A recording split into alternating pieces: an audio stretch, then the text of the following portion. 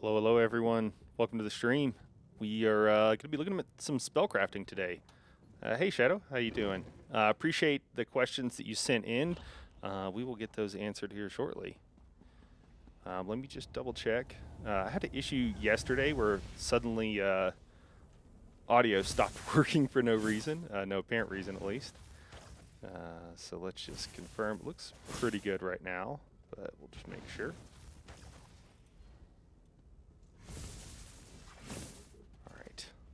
Looking good, looking good.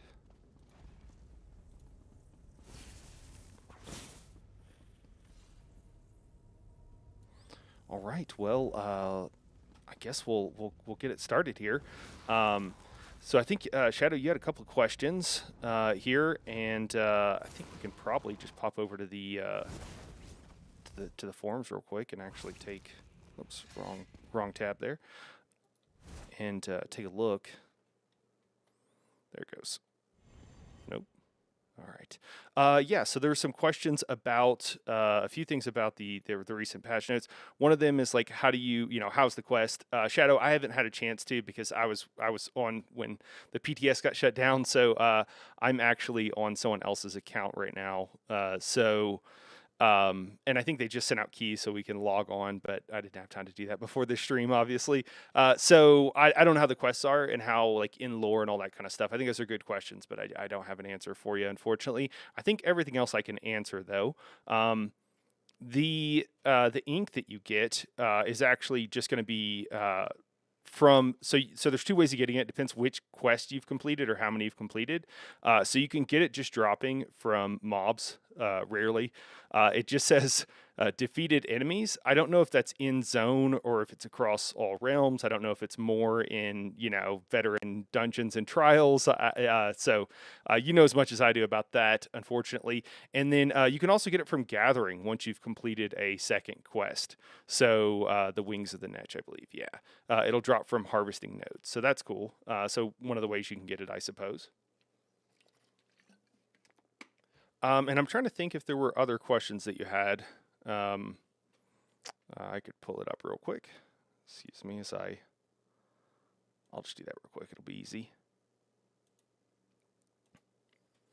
I've spent most of the day though looking at the various skills here, or at least half the day since I got on, and kind of get some takeaways here. I think a couple of questions that you had were really really useful for this. So yeah, how does the lore and quest elements affect the systems? Is it fun to do? That's kind of the one I don't know. Also, I've heard that it's account wide. I'm sorry. Also, is it account wide or just the styling abilities that are account wide? My understanding is that it's kind of like some of the other features that we have where you have to do the first part of the quest to unlock it, but everything else is account wide.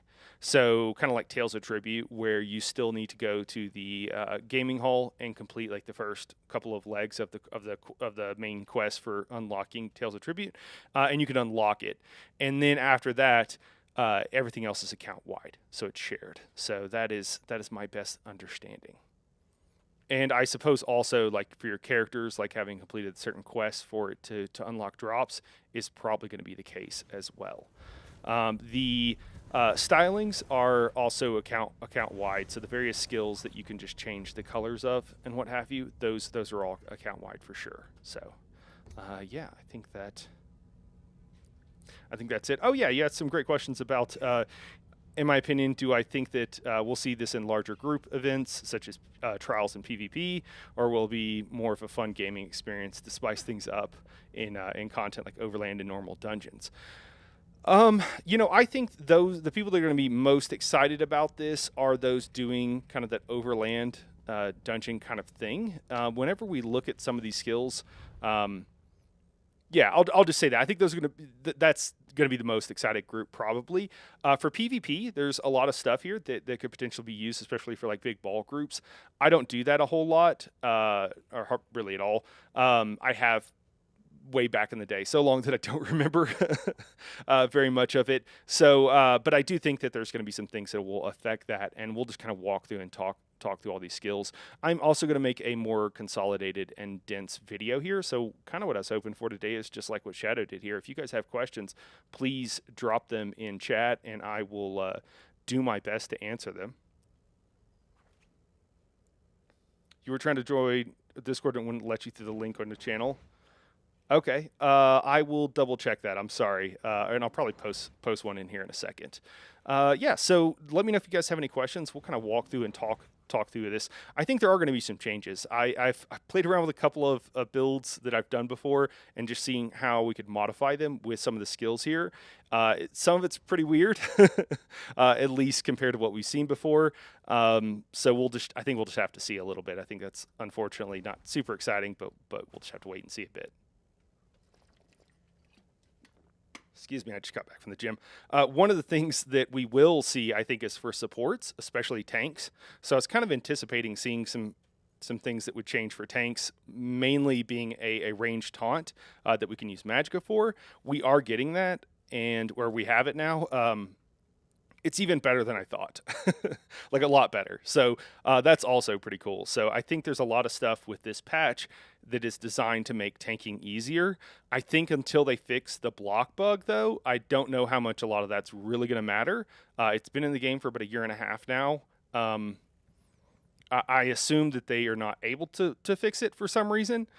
And usually when they can't do stuff like that, their general MO is to just pretend like it's not there, or like not acknowledge it or whatever, because it looks bad to be like, we have a bug that we can't fix. So that is what it is, but I think it should be hopefully helpful for some tanks.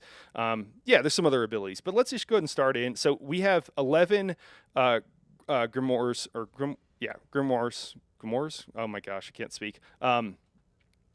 In here total, there's 11 of them. So we have one for each weapon skill line. We have a couple of world, we have a couple of guild, and then we have one alliance. So we'll start off with the ones that everybody can use, and then we'll move to the weapon skills, I think, last. I'll go ahead and start with explaining how these work. So there's basically 4 parts to it here, and generally speaking, what you'll have is you have the main part of the skill, whatever the grimoire, whichever line it's from, that you pick, and that gives you usually it's not exactly the same on all of them, but it usually gives you like casting time. It gives you the basic look of the spell, like what does it look like whenever you're casting it, as far as the animation, not the coloring. That's actually a different part of it. Tells you the area of effect, tells you if it's range, melee. Typically gives a duration, and that's about it. So what I mean by that is we'll just exit out real quick, and we'll be doing this off and on, just kind of exiting out. So on this 5 spot here, I have Bloody Slash. This is for a 2-hander, and so whenever we cast this, you kind of drag the tip of your weapon into the ground and then kind of throw up stuff. This is a conal attack, so this is the part of it, the not the color, but just the fact you're dragging your tip through the ground, and the fact that it's a conal attack is all going to be that first part with the grimoire, whichever one you choose. So that's going to be the first part of the scribe skill here, and then once you've chosen that, you'll have 3 further options. So there's the focused, and then the signature of the script. Those both typically are fairly similar. Okay, they're different in the way they do it, but it's like if one has damage and CC ability and healing or something, typically the signature will also have that, just to a different degree or in a different way. And so just to give you an idea, so like if we chose magic damage here, and then we look down here, we could probably find something that would do a damage over time as well. Yeah, so lingering magic damage, lingering torment, and that's kind of how most of them work, with a few exceptions with some interesting stuff thrown in. Similarly, you'll find, so yeah, like Dispel is kind of a unique thing there. But we have Stun here, and then if we look down, we'll find that there's also like a CC. A kind of slow your target down kind of thing. And so that's usually fine with your focus and with your signature of each particular skill. And then last is the affix. So this is always, or it seems to almost always be some sort of buff or debuff for you or your opponents or your allies or what have you. And again, that varies based on the kind of skill that you're choosing, what skill line it's in. So that's kind of like the broad overview of what you have here.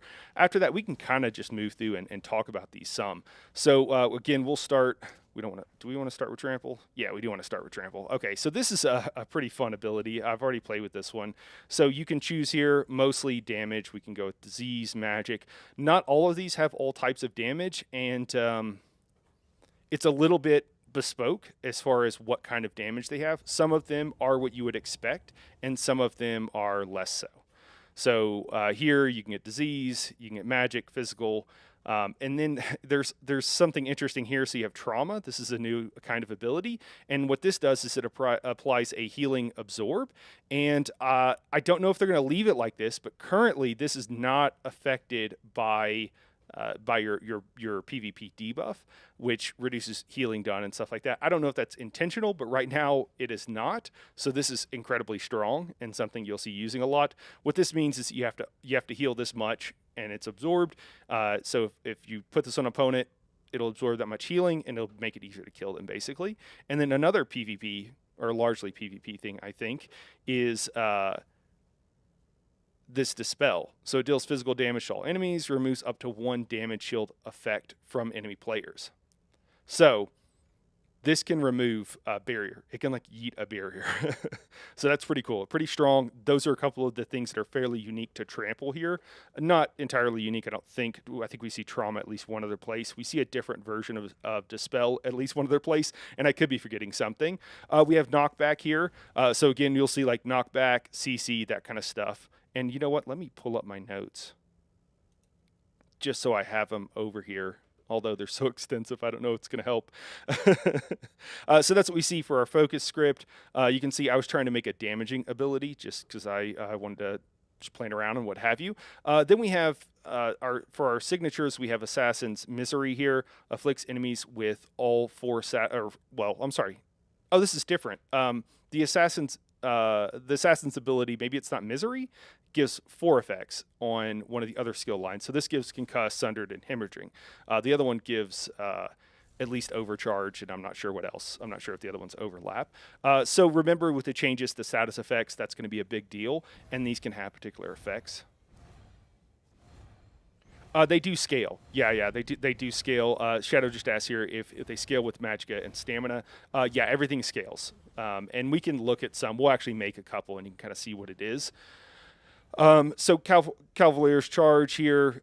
This increases the damage done by this ability as it travels outward, increasing by 20% for every 0.5 seconds. So the idea here is that if you hit somebody at the end of this ability, it'll do more damage. So the idea is that your mount has more time to charge.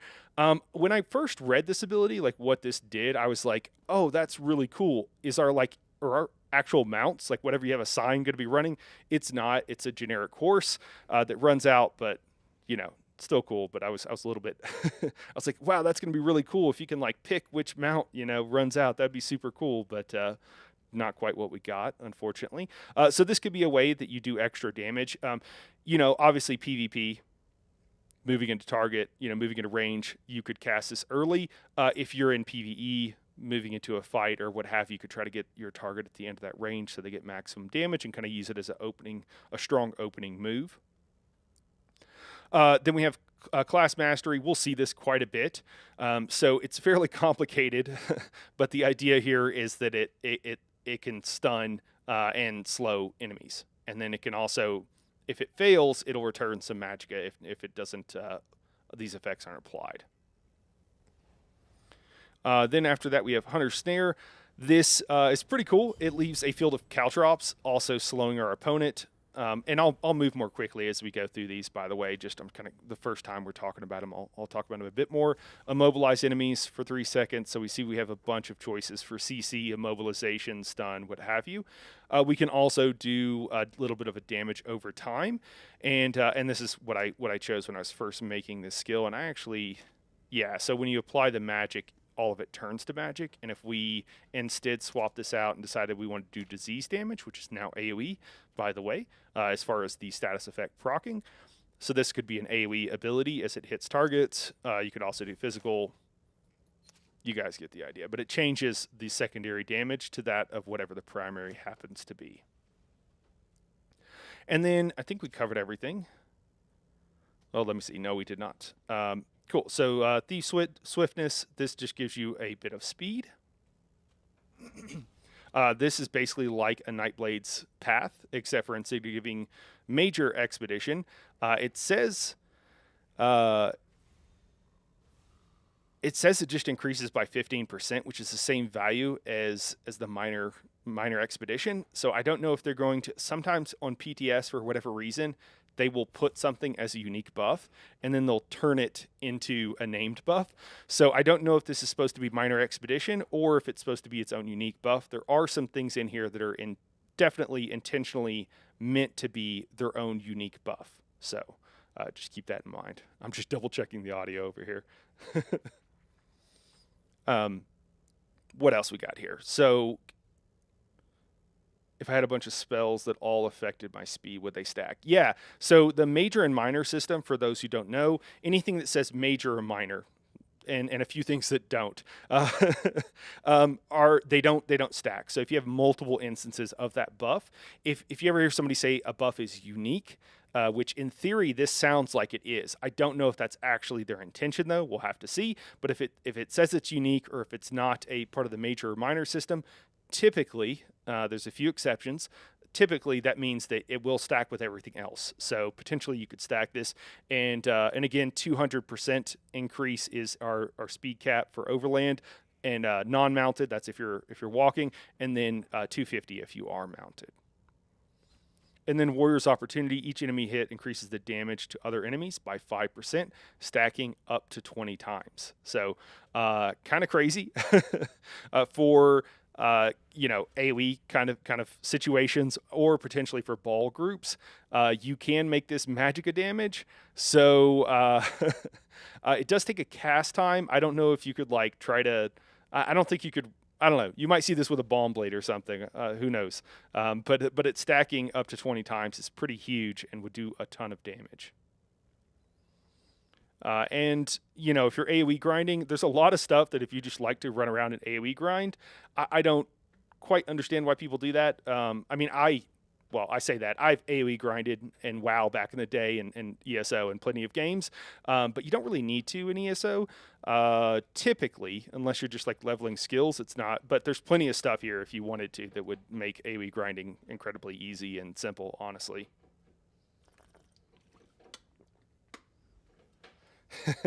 Yeah. Yeah, movement is capped. Yeah, it's kind of a bummer. You'd be zooming. So Wayfarer's Mastery, add 30 seconds to the duration of your existing continuous attack passive ability effect. This effect can occur once every 1 minute. Yeah. Continuous attack, we'll just pull that up real quick so you guys can see. Right, it's here, yeah. So this is just whenever you take, you get weapon and spell damage increase whenever you take a lumber, mill, farm, keep, whatever. And also gives you major gallop there, which just increases your speed. So that just increases the duration. So that's kind of cool. It's definitely a PvP specific kind of thing. And did we cover everything? No. We gotta. Yeah. So I think we covered everything here. So we'll for right now we'll just say Lingering Torment, but just realize like an extra 30 seconds on that could be something that might be useful in PvP. So then the affix. So this is all those minor buffs. So I guess we'll again continue to walk through these a little bit and we'll talk about them. Let me know if you guys have any questions or if I'm going too slow. You want to see ice and bleed disease? Yeah. Xbox gamers, I got you. Definitely. I was playing around with the Brittleden earlier. I've looked at the bleed. Definitely. We'll definitely talk about it, and I could maybe even show you what I've come up with so far. I haven't had a chance to get a good parse on it yet, but some wild stuff when we get to the Brittleden at least. All right. Cowardice, minor cowardice. This used to be a bit hard to get. There's a handful of places. A Nightblade is one of them, probably the best and easiest way to get this. You can also get it from a Warden. It's not great for a Warden because the other morph of that skill is a heal. It's a better heal, and so that's usually preferable. Quick question: is there an execute? I don't. So now poison damage has a built-in execute, and you can do poison damage. So in that way, you can have an execute. But yeah, so in theory, you could have a bit of an execute, but there is not one that I can remember. And I've looked through all these quite a bit. I could be missing something, but there's not one that just does more damage the lower health the target is. I don't think. And now I'm wondering, like, wasn't there something that was like under 50% health? I don't remember. We'll have to see. So cowardice here. This, it doesn't seem like a big deal. PvP could have some uses. Yeah. Endless Archive. The Endless Archive, the mobs in there don't have a lot of weapon and spell damage, and so applying this in the Endless Archive is huge. We have a bunch of sources, a ton of skills now have this cowardice on them. I would say the main thing with the affixes here is that, you'll see off balance a ton. You'll see most of these buffs on most of these skills, and there's kind of a couple different categories of them. So what that means is like something like minor vulnerability down here. You used to have problems getting this on certain classes if you're solo or certain situations with smaller groups. And bigger groups, somebody has all of these abilities, right? But for solo play, I think we'll see more, and you might want to fill in the gaps wherever your particular class is missing something. I'm sorry, guys. I have dry mouth so bad right now. I have no idea why. I guess I should have given myself longer to cool down after the gym. Another thing we'll see is that you'll see a lot of the major savagery, major prophecy, and basically the buffs you would get from expensive potions of healing, or I'm sorry, not healing, of spell power potions and weapon damage potions. That's another thing where, if you're overland and you don't want to use expensive potions, it's going to be really easy to use a skill that will give you all those buffs. And what happens on a lot of these, there's not like a major like awesome choice. So here, heroism, that's always nice, getting more ultimate. But a lot of these things, Mangle, again, the thing is with Mangle, for example, PvP focused, yeah, it could help. PvE, the things that this can apply to usually die pretty fast anyways. You do want this in a trial, but you can get it from other sources. So it's kind of like, when are you going to use this? Really just if you're like AoE grinding or something like that. Off balance, now everybody will always have off balance. Normally in any kind of organized group you would have it, but you could have it in a less organized group pretty easily. Normally your healer, though, is doing that for you. We already talked about prophecy, heroism, expedition. So again, we see here this is named, and we saw earlier that we had an unnamed one. So in theory they stack. I think that's intentional, but we'll see. They might change their mind. Defile, reducing damage shields for a bit. Again, think PvP. So, yeah, and that's it for Trample. We can take a look at this skill. I think we have it on our bar here. Yeah. So it is a cast time ability here. So we see that it takes 1.5 seconds. And that's one of the things you'll notice with some of these skills. There's some weird, there's like a 2-second casting skill that is kind of crazy. So you will see that a lot of these... I've also seen this bug out a little bit. So several places, I think someone maybe said it was going through walls, but yeah, so at the top of the stairs here, it just kind of disappears. So there are some bugs with these. We are kind of assuming that they're going to work it out. Another thing is we're talking through all of these.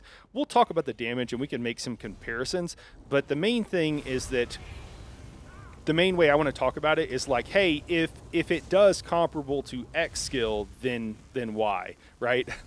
So we'll do some conclusions because the damage numbers themselves are the easiest things to tweak. And if something is crazy overpowered, crazy underpowered, it's going to be very easy. And we don't want to make any conclusions right now, right? Because that's what the PTS is for. So we'll just kind of talk in more generalities. Just checking to make sure. Again, guys, drop any questions you might have in here. And if there's something particular you want to see, I'm happy to jump there as well. So, yeah, let's talk about some of these guild skills here. So the torchbearer, this one's really fun. I've seen a lot of people you literally wave a torch around. I think, okay, we've actually made this skill. Let me just use this real quick so you guys can see what it looks like, because that's the fun part, right? Is it on my bar? Fighters Guild. There we are. And again, I have here in this case, oh, did I grab the wrong skill? Okay, yeah, I have Bloody Torch. So this looks red, and it's a cone in front of us, and you swing 3 times each time you hit the skill. So I'm hitting it once here, and then it's a channeled attack. And if we look at it, it's 2 seconds, so we have another 2-second channeled attack. I chose Bleed here. You were asking about Bleed, Bleed Bill's Xbox. This is one of those skills. And this is kind of nice because it has a 20-second duration. We also have some that have weird like 5-second durations, which it's a little odd to me, honestly. And I'm not sure where it's going to fit in exactly at this point. But if you chose a different signature, so actually we can probably just do that real quick just for demonstration purposes. Well, actually, let me pick something else. I think, yeah.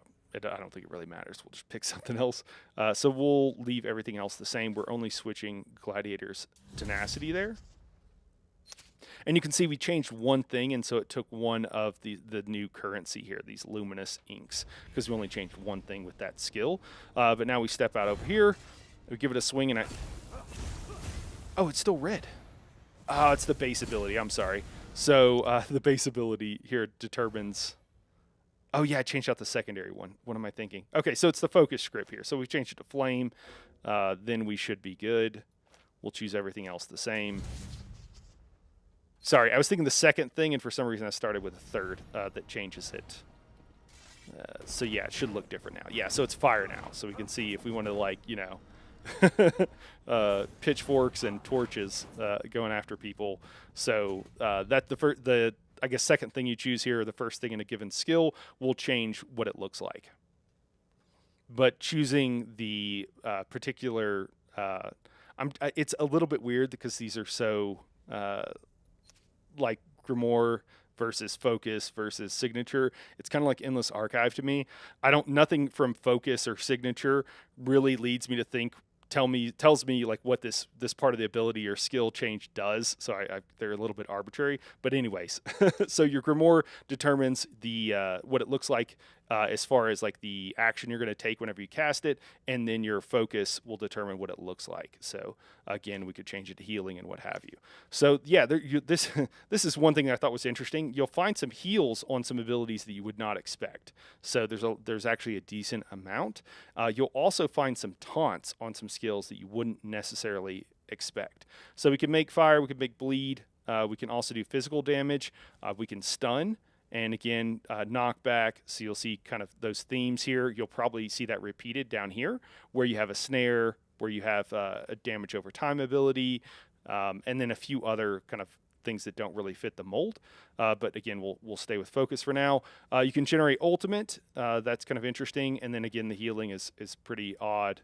And I think that covers everything in the Focus. So if you want to make more bleed abilities, you absolutely can. This is one of the skills that we'll be able to use. This Gladiator's Tenacity, reduce damage taken by 30%. Seems like awesome and crazy, right? Then you realize, oh wait, this is for 2.2 seconds. So it's only basically while you're channeling, so it's not for very long. You know, they could tweak these numbers. I don't know if it's just supposed to be that you're taking less damage while you're using a channeled ability or something, because it does have that 2-second channel time, but I don't know, it's a thing. You can also restore stamina. You'll see Druid's Resurgence in quite a few of these. And then we have Crusader's Defiance, remove 1 negative effect with each sweep, so you can actually remove 3 negative effects. This can occur once every 2 seconds per target. So you can actually cleanse targets in front of you. So that's kind of interesting, a way of removing negative effects with a skill that you can create yourself. Again, I think this only has really PvP influences. Like I think that's going to be the main place. I don't really think you need this in PvP. There is 1 or 2 skills that I think could be used in PvE for removing negative effects in certain situations, but generally it's not really a problem. And then we have this class mastery, which we saw earlier. It provides us with a bit of a snare for enemies. And then if we don't hit anybody, if they're not charmed, then we get a little bit of magic and stamina refund. We also have the Huntsman Snare. Lingering Torment, that's just the dot version. Again, if we change this bleed damage to fire, this should be a fire damage over time. So if you want to go with your themed build here with bleed damage, physical damage, or flame damage, you can do it with this ability. And yeah, we'll leave it as bleed. And then we have here our affixes, which are going to be, again, kind of the same thing, a little bit different, but we have minor vitality. Uncertainty is kind of an interesting one. Afflicts enemy with minor uncertainty for 10 seconds, reducing their weapon and spell critical rating by 1320. Did they say they would be adding more at a later date? I have not heard anything about them saying that they would add more at a later date. So I cannot, I can neither confirm nor deny that being the case. There's a lot here, and I think that they tried very hard to keep it balanced. And so I know Shadow was hoping that they would. Shadow, do you know? Oh no, you were I knew you were hoping that they would. I'm sorry, I thought Xbox asked that. I'm sorry. I know you asked this the other day, Shadow. They haven't said any, or we were talking about it rather. They haven't said anything, and I find it unlikely that they will continue. Maybe they will. I think that the most likely thing that they will add is other colors and other, styling things. Adding more of these buffs and debuffs, I don't think so, but we'll see. So a lot of these with the affixes, I have found with some of them, it's kind of like, so we'll just go through the list. So breach, minor breach, a lot of times you can get this from other sources, or you'll have it from other sources. And so it could be useful to you depending on what class you are and depending what your setup is. So yeah, that's a thing. Minor cowardice, kind of the same deal. Mostly endless archive is where you're going to care about this. And potentially as a support in organized group content, potentially in PvP. For evasion, minor evasion, you can get this a lot of other places. So, it's kind of like, which of these, not super useful things am I going to choose? Minor heroism could be nice. There are some that are like, hey, this might be the obvious choice here. Mangle, we kind of talked about that, reduces the health of enemies. It allows them to die quicker. The thing is that most enemies, if you're in PvP, this is useful. Most enemies in PvE, if you can afflict them with minor mangle, you're doing that in an organized group so you can kill everything fast. Anything that has a bunch of health and is kind of a boss will be immune to this. And so they won't be able to be applied. So you can't mangle like a trial boss or like a major world boss or something like that. And I haven't tested all of them, of course, but that's my understanding at least. And then resolve here, minor resolve. Typically, if you want minor resolve, you would use vigor, resolving vigor, and you would get it for 20 seconds. So here it's only 10. Another thing that I keep saying and is a little bit, there's some of the things here that a bit of critique, if I can.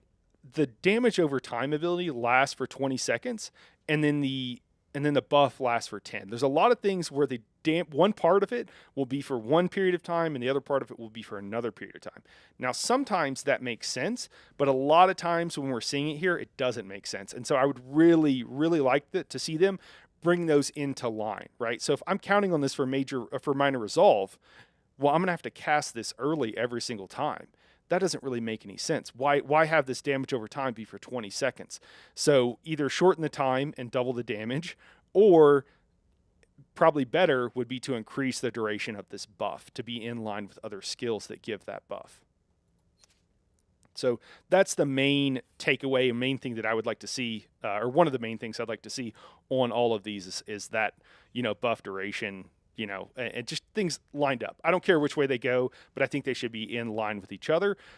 Vitality, we'll see some crazy good healing abilities where you'll be able to give, buffs to yourself and your allies. This is nothing to write home about unless you're in group content, and then in that case, it could be huge, especially if you're a tank and what have you. So if you're going for damage, probably best to go with what I had here. One of the best things would be heroism for the extra ultimate, as long as you're not getting certain classes and can get heroism from other sources. Minor heroism. I'm sorry, I should be more specific. Similarly with evasion, if you're not getting it from anywhere and you really want it, could be useful. Breach, similarly, if you're like breach, I could see a lot of times minor breach being useful for solo content. That's kind of the, hey, you pick a class and whatever you're playing and you're missing some buff, and it's very easy to get it on some other class, but you can't get it. So this is kind of where you might be able to fill in here. All right, we'll move on and talking about the Mages Guild. This is a wild one. This is different. So the base grimoire here is like odd. It's really weird. So what this does, it's contingency, which is interesting. Imbue yourself with the magic runes of Ulfsild, I think. I don't know. These runes trigger when you cast an ability with a cost, causing a burst of magic around you. So I actually just like show this off. Oh man, you can see some cool effects going off. We'll move over here so that we can see which one is ours. Yeah, and I had chilled. I was playing with the brittle setup here earlier.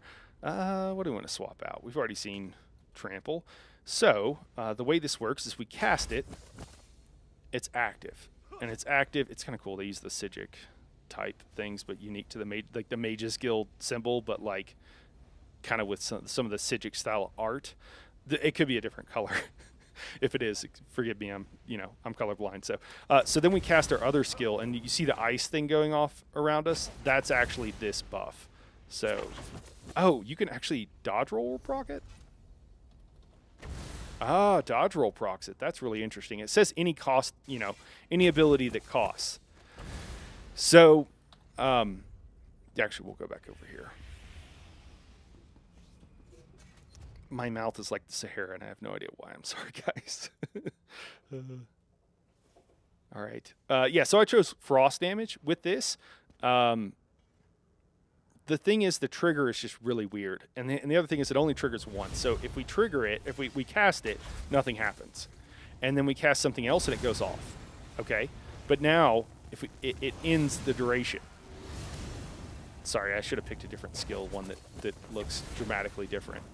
So if I keep casting this, it doesn't go off again. You can see the duration went to 0. So it's kind of weird. It's like I cast this ability, and the next time I cast an ability that costs something, it's going to go off.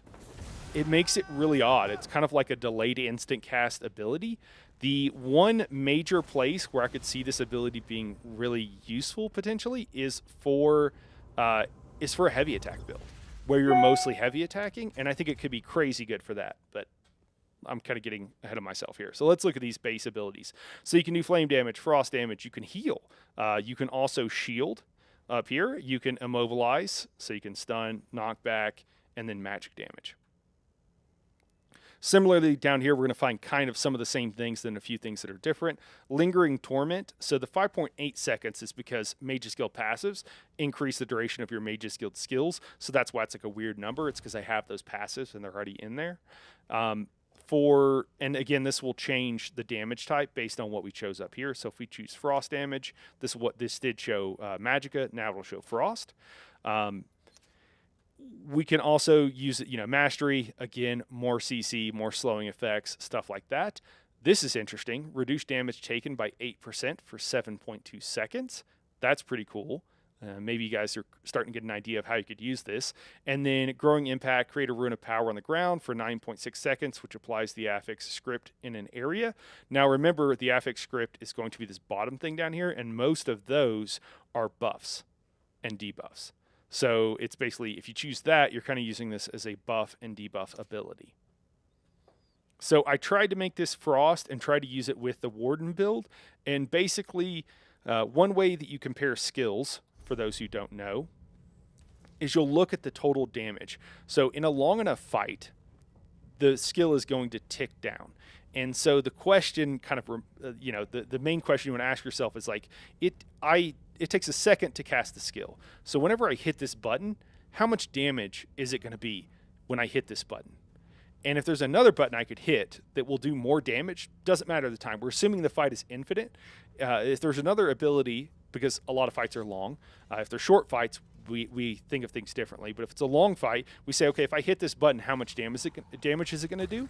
And when you look at Chilling Contingency and you compare it to some other skills, it doesn't do enough damage. Okay, so that's kind of unfortunate. And it's like, well, maybe this isn't going to be the best skill for us. If it does enough damage, then you're good, and you would use it instead. It would be totally fine. So it's a question of the damage done per cast. So, oh, I picked the wrong skill. The books are a little bit small. So I was finding with some of the stuff that I was looking at that this wasn't worth casting, that you would probably rather cast something else. I need to double check my math and everything like that, but that's what I was finding at first. But again, and it's kind of weird that you hit this button and then you cast another skill and it goes off. It's kind of weird how that works. But if you're on a heavy attack build and you look at some of these other benefits you can get, so there's a snare, but then there's Sage's Remedy, which heals you. And then there's increase your damage done with your next direct attack used within 6 seconds by 2,000. So what you could do with this ability, since again it's skills that cost that proc it, is you could instead use it as a heal, or perhaps as a damage shield, or potentially as like an immobilization thing or a stun or knockback. I mean, but let's say you wanted to, you're doing a heavy attack build and you're in Endless Archive and you're mostly just heavy attacking and keeping your buffs up. You could cast this, it's up for 24 seconds, and just continually heavy attack. Normally it's best to weave in skills, but let's say you can just literally hold down, left click, have it continue to do damage, and then whenever you take a bunch of damage, you could then cast a skill. So maybe you have this set for healing, and then you cast a shield skill. So you would get a heal and a shield at the same time. Or you get a heal, a shield, and reduce damage taken for 8 seconds. Or I'm sorry, for 7 seconds for 8%. So this could be a really interesting heavy attack build for survival and other things. Similarly, you could just go with the damage shield instead. Hey, if I take a bunch of damage, I hit my heal also procs this, which gives me a shield. So I think that is like an interesting style of play. But for the direct damage, and now I'm like I need to check this math actually, because now I'm like questioning myself that I was right on that. But that's kind of how you could see this. If you wanted to instead use it as a kind of a snare thing, or if you're running around, you're worried about getting ganked, you could potentially keep this up, and then all you need is one skill cast if that will stun your opponent, and maybe that gives you a chance to run away or something, because this is an AoE centered on you. So this might be able to help you with not getting ganked. There are other kind of utility areas, but I don't really see this being used, at least, again, we'll double check our math here in a second, but otherwise I don't really see it being used in a lot of situations. So, and then for our buffs here, we have Breach, we have Innervation, which reduces our opponent's critical damage, again, kind of like mostly PvP focused things. Minor Force, you know, there's a lot of places to get Minor Force. So I don't, and there's even ways that like a support could give Minor Force to a group, so probably not necessarily something we're going to use. But, you know, when you compare this to a skill like the Psijic skill, Channeled Acceleration, which gives you this increased critical damage, this Minor Force for a long time, when you pre-buff that, when you compare the fact that this like does other things, if you didn't have a reason to pick some other affix here, you could choose Force to get that buff, although it's only for 12 seconds. You can get extra recoveries, Magic Steel, really, like, a lot of these are pretty lackluster, like Magic Steel, like, who really... There's a lot of ways to get that, including status effects. Protection is interesting. I think for some supports, though, we'll see some other skills that are better for this. So this would reduce our damage taken by 5%, Minor Resolve, and then Vulnerability.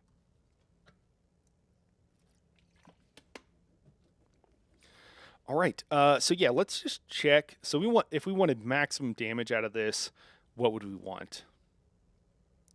You know, maybe we would use it we don't really need Minor Force, especially if you're using like Velothi Mage Amulet. We already have it from that. There's a lot of places we could get it. Protection, if we need protection, we'd probably swap in our cloak on a Warden, so that wouldn't be useful for our Brittleton build. Minor Resolve, I suppose. We wouldn't have to slot in, you know, Minor vulnerability, actually. I kind of like that. If we could drop nah, we probably wouldn't drop it. I would say either resolve or potentially breach is what we would choose. We'll scribe that, and then we'll just kind of use it. I'm not like fully set up here on this build. I did like craft some gear, and I'm sorry I took something off. Let me just put that on. Oh, I forgot its depths.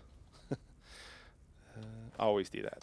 All right, so we have our sets on. We got World of Depths and Coral Riptide. And then when we look at some of these tooltips here to compare, let's say Winter's Revenge. Winter's Revenge is actually like a pretty good damage over time ability for us on a Warden. We can see 813 for 12 seconds, so call it 9,600 or so total damage every time we hit this ability. And then, of course, it's increased by 30%. And then we compared to this ability here, which does about 9,400. So we can kind of see that, like, with the increased 30% damage from the skill, it's going to far outpace Chilling Contingency. Well, is there some other skill that might be, you know, as good or not? Well, I don't know. Like, you can go through and kind of look and see, like, okay, Degeneration. Well, this is how much damage it does over 24 seconds.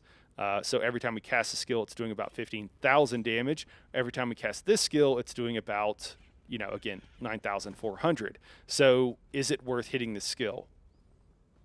Probably not. So it's really is going to be used as a contingency and not something you would put in your rotation normally. The problem is you know normally you're pressing buttons and you're casting things that cost, and so it's not like something where you put it on and it'll proc at some opportune time later on. No, anytime you cast a skill, it's going to proc. And so I don't really see the utility of this skill except for heavy attacks, and I think that it's a little bit odd. I think they could change, you know, you cast it and then like it can go off multiple times. Maybe if it went off like twice every time you cast it or every 5 seconds and they adjusted the damage. I just think it needs some work to be used by anything but a heavy attack build. For a heavy attack build, for survivability, it's amazing. I mean, that's a huge healed or huge shield depending on what you want. Could be amazing for that, but otherwise I don't really see it being used. Oh, it also procs when you recast it, which I thought was hilarious. So if you just wanted to proc, you can cast it a couple of times. So that's an interesting one there. We'll go ahead and move on to World. These are the Soul Magic. We have 2 Soul Magic abilities that you get here. Hey Giovanni, it's good. Yeah, we're working through it. So we kind of did the overview, and we're just moving through the individual grimoires right now. So we've done Guild, Alliance, War. We're working our way up, and we're going to talk about Soul Burst right now. So the way Soul Burst works, it is an instant cast. We can see down here is an area of effect, radius 8 meters, and then everything else is kind of TPD. So we have damage shield, we have healing, we've got some immobilization. This immobilization and all these snares in here, I just want to say those are almost entirely PvP, because there's some abilities in here where you could make like a hunter, like back in WoW in the day, right? Where you would disengage and you would kind of kite targets. The thing is, in ESO, the way that they have the game set up, things are either most things that can be CC'd and can be slowed and can be kited and stuff like that, instead of using 3 skills to slow them, to kite, and then to disengage and then to do damage, if you spend 3 GCDs slowing them down and then disengaging and and then stunning them or whatever, you could instead have just used 3 spammables if you have the right setup and have killed that target. And then there are other things, there are other like mobs that are immune to all those things. And so it's a weird situation where since it's binary, I really wish there would be mobs, like if it was an elite mob or something or a world boss, it would apply, but for a lesser amount of time or something like that. But as it stands, there's not really a reason besides PvP to use most of these immobilize, these CC and other kinds of abilities, with the exception, there are some people that make really bad builds. And And if you tell people to go and be a tank on their DPS and you have this really bad build, it could take 10 or 20 casts to kill some overland trash. I mean, honestly, it probably shouldn't, because you could probably, if you're using the right skills, but there are some crazy builds out there that are like, just don't die. And it's like, why are you trying to be a tank when you're not? I don't know. You could just kill the thing instead of, using those. So that's kind of an issue with the way the game is set up right now. And so a lot of these like immobilize and other things, I think, are only going to be used in PvP. So unfortunately, could they be cool in there? Yeah, absolutely. But I think that's going to be the main use for them. Which, I mean, is great for those who PvP, of course. So we could also do magic damage with this ability. As we said, we can heal, shield, immobilize. We can do physical damage, and we can do shock damage. I have noticed, as I kind of look through this, magical damage, physical damage, to a lesser extent, shock damage, got a lot of love. Magic damage and physical damage got a lot of love. Poison, I think, got a decent amount of love. Some of the other damage types that you would really want to do on theme builds, I assume, because the way they would react or interact with other sets, have not gotten as much love, unfortunately. Then after that, we have a pull. This is really interesting. So this is a way of chaining a target in, and this is when we get into that more support thing. So after 2 seconds, pulls the enemy within 8 meters of you. Beneficial signature and affix scripts only apply to you. So this is a way I think we can get an AoE pull out of this if we look at some of the other things, but we'll have to double check. Actually, we can just go ahead and do it. So for our signatures here, we have Acolyte's Cruelty. So this is a new one. I know a lot of people kind of got hints of this or knew that something like this was coming out. And they're like, I need to save up all my soul gems. So consumes a soul gem to deal 8% of the enemy's max health as oblivion damage, up to a maximum of 6,600. Deals up to 100% more damage to enemies that are under 50% health. So Xbox gamers, this is the one I was thinking of. I thought it was something under 50%. So you do have an execute here if you wanted to make one, which is pretty cool and pretty interesting. And the extra damage, so we'll go up and we'll just change this. I really like how you can swap things out. And swapping out this one doesn't reset everything. It's really convenient. So if you looked at something like this and you would say, okay, well, we're talking about how much damage does a skill do per cast? Well, it does 4,600, another 6,600, especially in high health targets. Assuming it's a boss or something like that, this will be maxed out all the time. Then being able to do up to 100% more damage means that this skill could be doing closer to like, 15,000, 16,000, somewhere in that range. And then obviously it'll reach that max usually when the target reaches like 0 health. So, your last hit of this is going to be hitting, quite hard in that, was that 16 or 17,000 range. So that's pretty decent for an execute. I mean, it's really good for spammable. For an execute, I would have to look. I don't remember how all of them scale. So it'd probably depend on your class and stuff like that, but you can make an execute with this skill for sure. All right, so much talking. Class mastery, we've looked at this a bunch of times. Just a CC. Crusader's Defiance removes up to 1 negative effect. So that's cool. Another way you can remove a negative effect. I think we have some better ways with most of the the focuses and scripts we can get here, but it's there. It's cool. Hunter Snare, again, just slowing down our target. Again, my issue with this is like it just feels like it's only useful in PvP, and that's kind of a shame.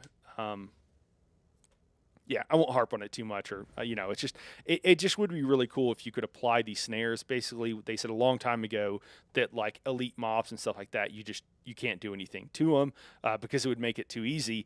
Instead of doing like some other games, so in ESO it's very binary. It either works or it doesn't work at all.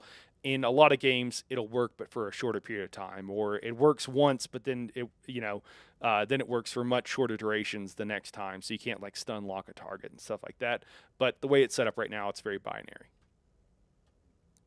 All right, Lingering Torment. We kind of went through this, so we can make this an ability, a damage over time ability, and actually we'll change our magic damage up here. I think this is no. That's actually fine. And then down here we have all the affixes. So we've got Let me make sure, did I? Oh, Sage's Remedy. I didn't cover that one. I'm sorry. Sage's Remedy heals you over time, over 10 seconds. So a lot of heals and then heal over times you can make too.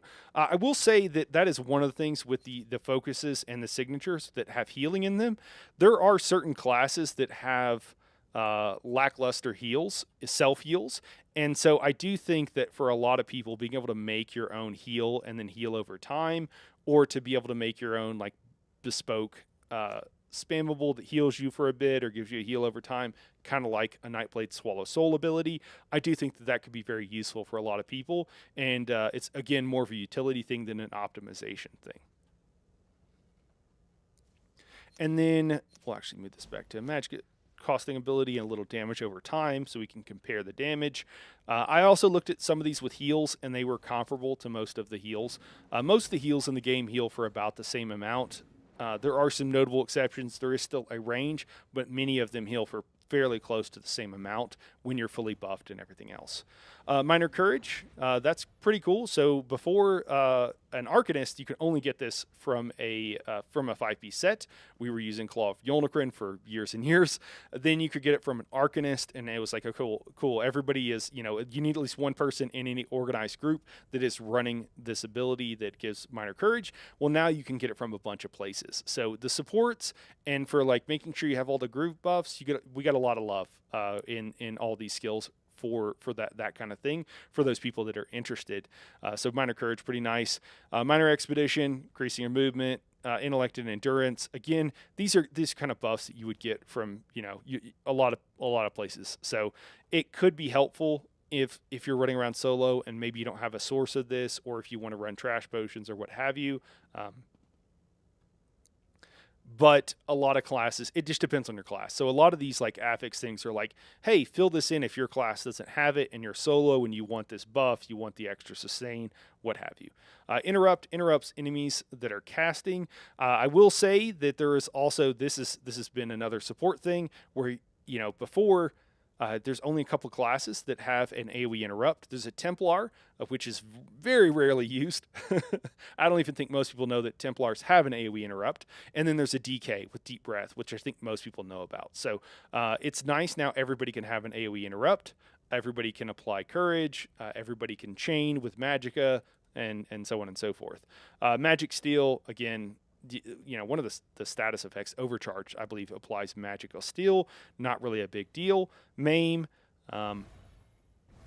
Again, there's ways of applying this, so it's not that big of a deal. And then Resolve, again, we can get that from a lot of different sources. So yeah, that's Soul Burst. Soul Burst, again, with the kind of odd 5-second extra duration here. Sure, let's say Minor Courage. Minor Courage could be really nice. This scribe skill is currently... Oh, I already have it. Okay. So I guess I made this choice earlier. So that was from Soul Magic. Yeah, and you can see these two skills here. And the damage over time with the Breach. Oh, that's the next skill. I'm sorry. Magical Burst. Damage over time with the Minor Courage. So this could be something that if you're running around solo, you're not going to have Minor Courage. If this is a good enough upfront and then damage over time with the Minor Courage, could you conceivably use this? I would say it is possible. In a lot of situations, it's arguable if it's good enough to use. So I think some people will really like using these skills, and so they'll absolutely use them just for that reason. And I think there's absolutely nothing wrong with that. But typically probably won't be used in a DPS rotation, and so instead you might be using this as a to pre-buff yourself before you go into a fight overland or something like that. Maybe you make it a healing ability, so it's your heal as well as your like buff ability. That could be a use for it. Oh, I don't know. There's probably some other stuff as well. Oh, I don't think we talked about the signatures, did we? Did we talk about this one, the Acolyte's Potency?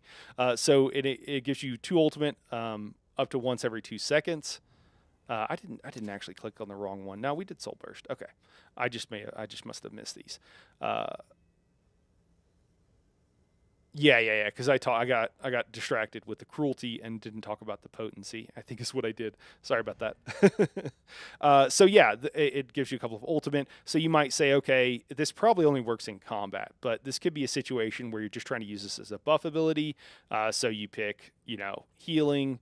And then I don't know, whatever sounds the best here, probably this heal over time. And then you do the courage, and you can pre-buff this ability to give yourself courage. We should actually test it. Let's see if it gives us that buff when not. Yeah, it does. Okay, so you can pre-buff for yourself, give yourself some of these buffs, and then move into combat. So that's pretty cool. We're in a warden. That's why we're seeing that minor toughness here, because that's just from a passive. And then a bit of a heal over time. So some interesting uses for these abilities. Again, you're not going to be doing that in optimized content, but it is kind of a fun thing if you're solo, whether you're PvP or not, that you could use to pre-buff and kind of go in with a big burst of damage. All right, now let's talk about Wield Soul. So here we have a damage shield, we have healing, we also have magic, physical, and shock damage. Then we also have pull. So this is how we can chain a target in if we'd like, as well as stun. Okay, so there's some interesting things here. We'll actually look at the pull a bit with this particular skill, but it does a bit of upfront damage, pulls the enemy to you, and taunts them for 15 seconds if they're not already taunted. This, in theory, works just like our chains do currently. It's just spelling it out for you. If you pull a target in with a chain and it hasn't been taunted, you will taunt it. So in most situations, it doesn't replace a taunt, but it can keep it from like coming in and then running away immediately. I will say, I don't know if this is everywhere, but I do know that for sure in the Endless Archive and a few other places that this doesn't actually work correctly. You will pull in a target, it will taunt them, but it'll last for only like a couple of seconds, and then they'll wander off and do whatever they want to do. So if this is working the same, and I assume it is, it'll probably be bugged, and so you'll still need to taunt. You don't want to replace this. You don't want this to replace your taunt. Again, I've tried to do that. We've done some live streams where we talked about it. So just keep that in mind. Even though it says it's going to taunt them for 15 seconds, it doesn't. It usually doesn't. So is what it is. We have a couple of stun abilities as well. And then after that, we have, again, the Acolyte's Cruelty, Acolyte's Potency. So these are all kind of the same. Class Mastery with a CC, all the same. Druid's Resurgence restores 1,000 Magicka and Stamina. Okay, we said this is going to come up a lot. We're going to look at how to use that in a little bit here. I forgot that. I kind of wish it would leave these out here and just show me what I selected as opposed to collapsing it, but it's all good. It's just annoying for right now. Probably won't be annoying once we're actually creating skills. So then you could also do a bit of a heal over time, and then Lingering Torment if you want a damage over time ability. And then we're going to find these to be largely the same: Breach, Brutality and Sorcery, Cowardice, and this is actually Major Cowardice. So you can apply both Major and Minor Cowardice with skills from this bar. That is actually going to be meta for the Endless Archive or Infinite Archive. Being able to apply Major and Minor Cowardice on any class is going to absolutely be meta. It will make most of the mobs hit very weakly, especially if you pair that with other setups that would further, like I believe a weakening enchant, if I'm remembering it correctly. But I have Infinite Archive builds on the channel, so go look at that if you're curious about it. I have some generic ones and I have a couple of like specific ones, but that's absolutely best in slot for those situations. It's something that if you're not on a Nightblade that has access to both of these, you probably want on your bar. Then we have Defile. We've kind of already talked about that, reducing damage shields. Empower. Okay, this is one of those things we talked about earlier. So let's say that we want this to be a damaging ability, and we'll say Magicka. Actually, you know what? No, we're going to use it on a Sork, so we're going to go Shock. Arbitrarily, we're saying that. We'll do Shock over time, and then we have Empower. Well, we have a situation where we have 20 seconds of Shock and 10 seconds of Empower. Doesn't really make a whole lot of sense, and so we'd have to constantly be recasting this. This is also a problem on the Mage's Guild skills because you can get Empower, I think, from a passive, if I recall. Yeah, Might of the Guild. So it gives you Empower for 10 seconds, all the Mage's Guild skills last for 24 seconds, or 20 seconds if you don't have all the passives. So it doesn't really make a whole lot of sense. And I've made build guides here on the channel using, not having to use Oakensoul Ring, because if you're brand new to the game, you don't have Oakensoul Ring, right? And you might want to use a heavy attack build, or any number of other reasons. You can do 2-bar heavy attack builds so that you can still go to Cloud Rest and not kill the group. So there are reasons why you might not want to use the Oakensoul Ring. You could also use, instead of Oakensoul, you could use something like Pale Order, so that you're constantly getting a lot of heals. So there's reasons not to want to use, the Oakensoul Ring. And the issue is that I've tried parsing on it, okay, and I play ESO way more than the average person, and casting it every 10 seconds, those dots, is not good. You lose damage, and it's just not a good thing. So what I would really, really, really like to see with them, for many reasons, but I'd like to see these times done. And there's other skills with certain classes.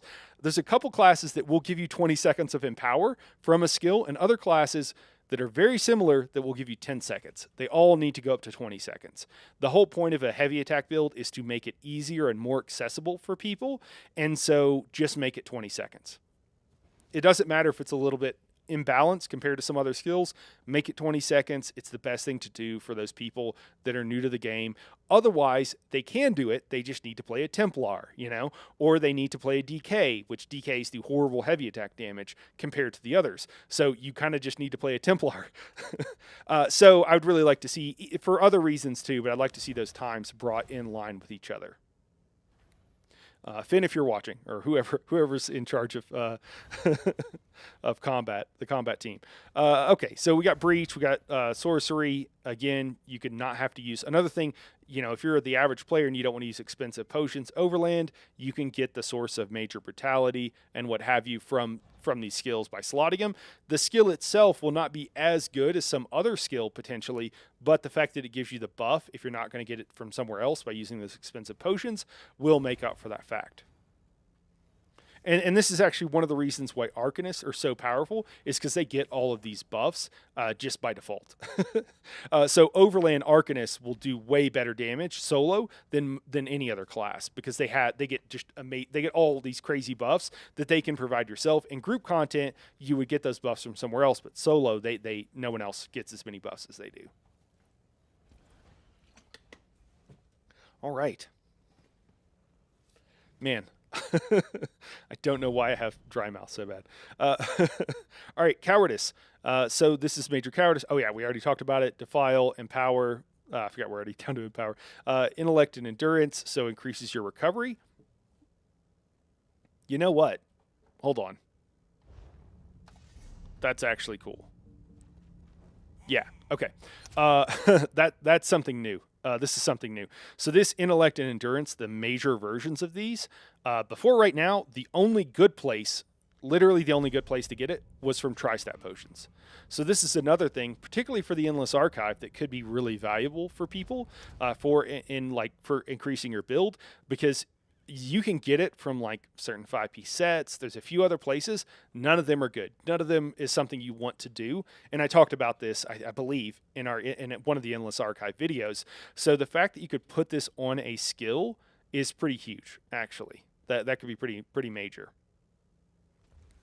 And then that would free up,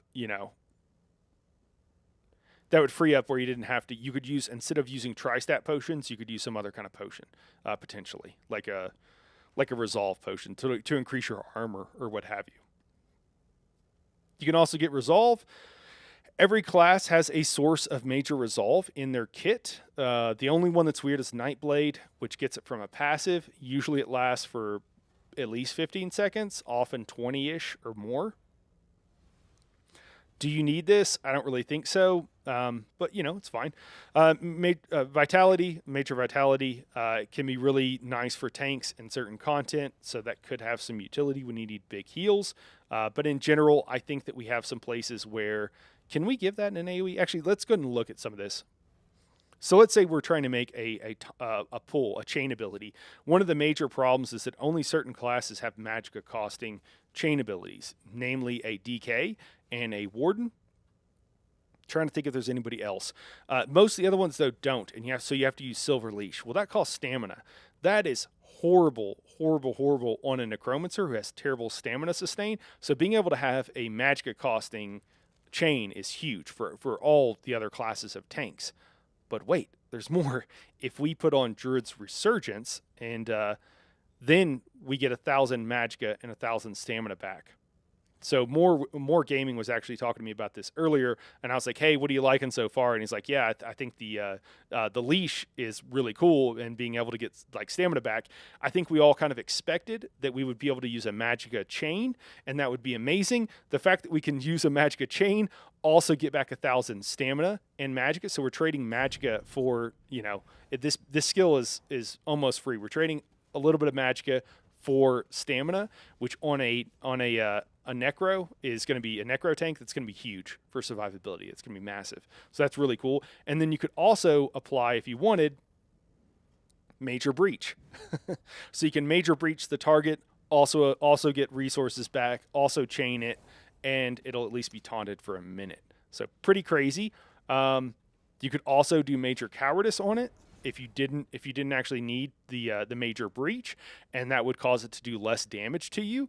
So you could use this on bosses to debuff them. You could use it to trade Magicka for stamina, which only certain tanks can do. Pretty huge, pretty amazing. Other things you might want to use here, I don't know. I would say if you're a tank, you're already going to be using Tri-Stat Potions anyways. You would already have a source of resolve, and you don't want a 10-second resolve. Plus, again, it's the same deal here where we have a 15-second taunt and a 10-second resolve buff, so it's still going to be a little bit weird. It's actually the problem in all these because this Cowardice 2 is only going to last for 10 seconds, and the taunt is going to last for 15.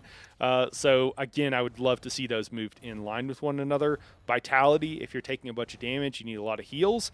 That's pretty significant, that 12% increase on classes with shields. That can also be a pretty huge increase for something like a Templar, for example, where you use a shield quite often, at least once every 6 seconds to keep up buffs.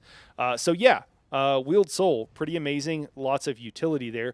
Let's see if we can make... I'm not sure if we can make an AoE version. Let's see what we can do. Is there any of these that scream AoE that we could do something with? Yeah, the extra ulti gen could also be nice if you didn't need the resource recovery. Just getting some ultimate could be nice. It does not look like. It does not appear to be so. Another heal over time. Yeah, so we can't give AoE versions of these skills, at least not with this ability. So, pretty cool there. All right. All that down. We're almost halfway through. Let's go ahead and talk about some of the weapons. Does anybody have a particular weapon that they want to talk about first? Or a particular kind of build? I'll give everybody a second to respond. I know there's a bit of a delay. But yeah, if there's something that chat has an idea about, would like me to talk about, let me know. That's what I'm here for. Also, again, guys, if you have questions, if you're just tuning in, please drop them. This is a perfect time to ask questions of any type. Send them my way. Happy to answer. Now I'm also like, I haven't checked my audio in a second. Okay, it's good. I streamed last night for like 30 minutes, and the audio lasted, it was fine for the first like couple of minutes, and then I streamed for another 30 minutes with no audio. I don't know why it stopped, but turns out live broadcasting is difficult and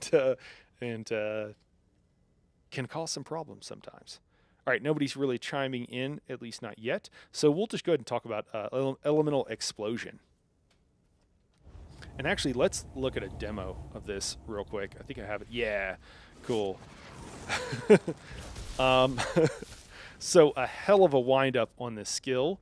It's a 2-second, the base ability, which determines your casting time, your target, in this case it's going to be the ground, the range, and the radius. Okay, that's what just the Grimoire part sets all that in stone. So anytime you're using this ability, it's going to, and I'm sorry, the explosion, it'll be like, some sort of explosion, in this case chilling. It's going to be a 2-second channel. Okay, so this is kind of wild that they're throwing a 2-second channel into the game. They got some really cool effects that you can do, but it's pretty cool. I think someone is going to help me out. I think maybe Sky's Bite Size, who helped me with the Brittleden build recently, is going to maybe take a look as using this as a spammable. which is nuts. And for our third bonus here, the kind of the auxiliary thing, I chose off balance so that we can, even when you're solo, this is one of the situations where like this is really helpful for people that are solo, overland, doing things with only 2 people. The fact that you can apply off balance without having to have a lightning staff or something, pretty huge. So we just added that on for a little increase of damage. But the build is the Brittleton Warden. He's going to give it a shot with using this as the primary spammable, which is kind of nuts because you do your whole rotation, you're casting these various skills, and then you do a 2-second channel where you're just kind of like hanging out. So we'll see how it works out, but this skill hits pretty hard. So when you look at the damage, remember I talked about like, hey, you know, how much damage does a skill do per cast? And we look at something like Frost Reach here. So we have 5,000 up front, a little bit more, and then we have almost 9,000 on the back end. Adding that up, each time we hit this skill, assuming we're not using it as a spammable, we're letting the dot tick off, we're looking at about 14,000 damage. Well, if we look over here and we have about the same thing, actually a little bit less. However, there are a few things that we can do to potentially increase that damage, and a few like adjustments we can make with that skill. So I don't know. One of the things too with the Frost build that I'm curious about is that if we change our normal brittle setup, we normally don't have enough ice abilities, and this allows us to add more ice abilities. And so then we could use something like Frostbite, the Frostbite set, which increases all of our damage done. Here, let me just pull it up here. Peek behind my camera.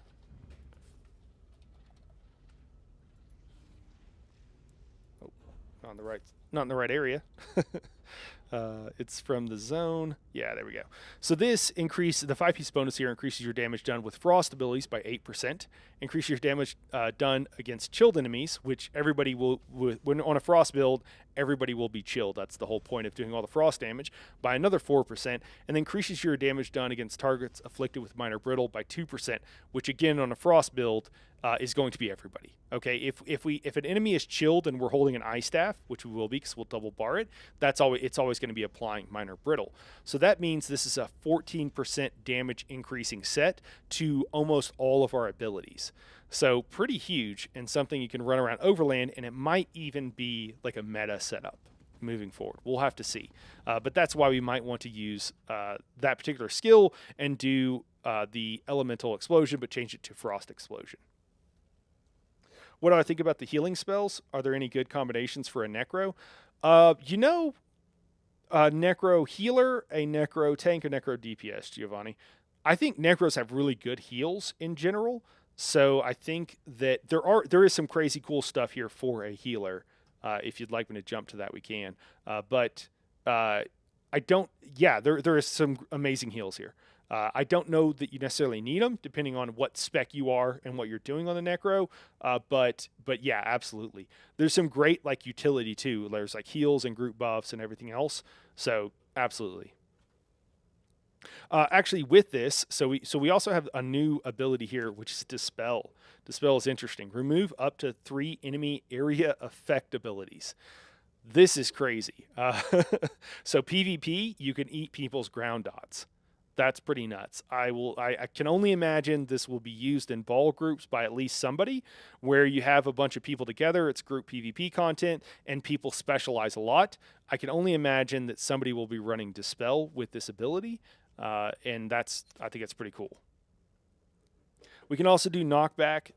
Again, PvP mainly focused thing. Stun, also a PvP focused thing. There could be, again, if you're AoE grinding, but typically you don't need to do that. And there's also trauma, afflicts an enemy with a almost 5,000 healing absorb for 3 seconds.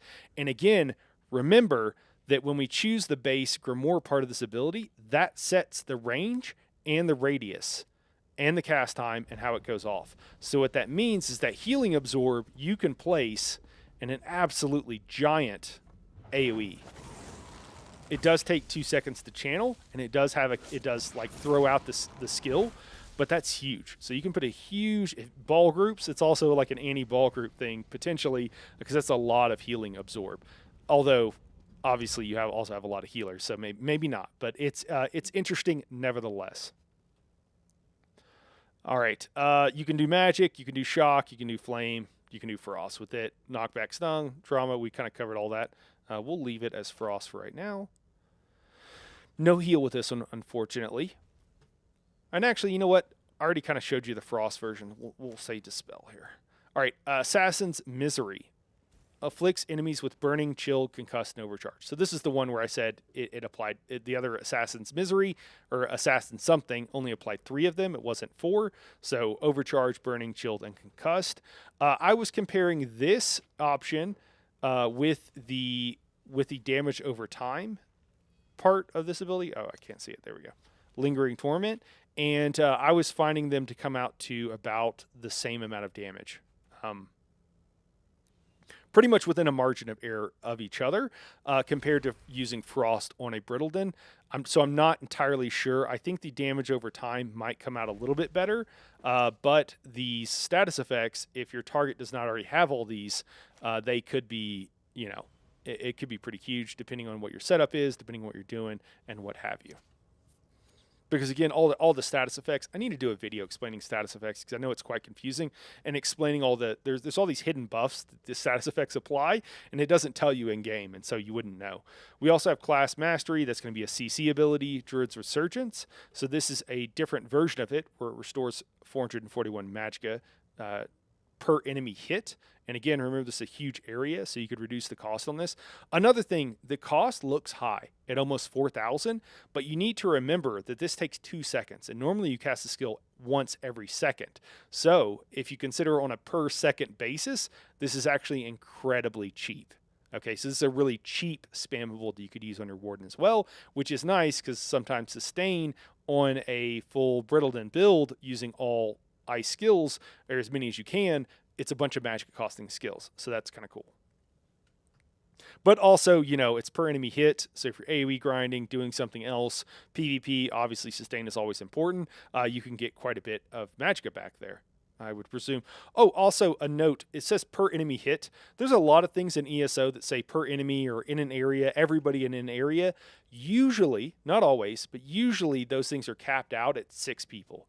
If it's a buff, oftentimes it will apply to more than 6 people, but if it is a damaging ability or a healing ability or something else, oftentimes it's only 6 people. So we'll have to test that and see how it's applying, but keep that in mind. This could be capped at 6. Still incredible as far as from a sustained standpoint, but keep that in mind. Wouldn't make it quite free, but it would make it incredibly cheap. Hunter Snare. Create a field of distortion under the first enemy hit for 6 seconds, reducing their movement by 40%. Already talked about all these immobilization things, immobilizing enemies for 3 seconds. Again, lots of PvP applications here, I would think. Lingering Torment deals magicka damage. And again, if we chose ice damage, this Lingering Torment turns into ice damage. It's a little bit weird with the 5-second duration. It's a 2-second channel with a 5-second duration. It feels like there almost is no optimal way to use this skill. As a spammable that has a damage over time ability is about the closest thing to optimal I can think of. If using it as a damaging ability, just kind of odd. I don't hate it. It's just definitely something new that we haven't seen. And then War Mage's Defense grants you a damage shield that absorbs just under 4,000 damage per enemy hit for 6 seconds. So that's kind of crazy if you're PvXing, or again, if you're doing you're grinding or you're overland, doing some sort of AoE grinding. Again, PvE, I don't think you need this. I don't know. Maybe there's a situation where you need a huge heal in a trial or something, and you could not lose that much damage and get a massive shield. I'm trying to think of a situation. I'm struggling to think of one, but it's interesting. Certainly in PvP, this could be a massive shield you could get if you can hit several targets, although obviously it's going to be affected by the PvP debuff. All right, then we have Brittle. There'll be a lot of sources of Brittle we'll see here, so a lot of people, you don't really need a Brittle in. You haven't really needed one in a while, depending on your group. If you just have an Arcanist, which everybody does, but it's still nice to have. If you're on another class and you're solo, you can get this buff. If you're obviously we're on a Frost Warden and we're building Frost, but obviously if you went a totally different direction, you could still be applying Brittle, and that could be pretty helpful for you whenever you're overland and by yourself. Brutality and Sorcery. This is something you would typically get from using expensive potions. Cowardice, Minor Cowardice, and a huge AoE. Another way of getting that. Defile, same thing. Innervation afflicts enemies with minor innervation for 20 seconds, reducing their critical damage. Again, a PvP thing there. Could be particularly nice. I'm trying to think Cowardice versus Innervation. I guess in a big enough ball group, you have all of them. They're like Pokemon. Magicka Steel here, nothing really. That doesn't really make sense, honestly. To me. And then Off Balance, which can be nice, which is what we picked on our Brittleden, because we certainly don't need Brittle. We don't really need the survivability in most situations, so we don't need most of these other things, Cowardice, Defile, what have you. And if we use expensive potions, we don't need Brutality or Sorcery either, although we could, if we were going overland, we could, potentially use this as our source, and then, have another source for the other buffs that we would be missing from using, from not using expensive potions, or from using Tri-Stat potions. And that is it for Elemental Explosion, a really different ability, huge range at 28 meters, another 10-meter radius, and then a 2-second channel. Kind of nuts. All right, Mender's Bond. So moving on to the healing skills here. Again, not that there weren't several already that we've talked about.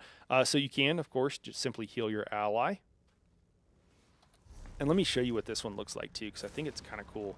And I think I need to slot a Resto Staff. Oh, cool. Already have it on my bar. We'll compare it to one of the other heals. And, oh, let me show you what it does. I don't know what I picked. Okay, so there's a heal over time, and then a damage shield, and then minor vitality. So let's equip a Resto Staff.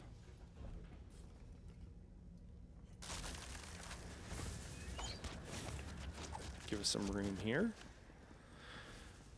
So we'll look at first Lustrous Healing, which is one of our staple heals, and we can see that those are crits.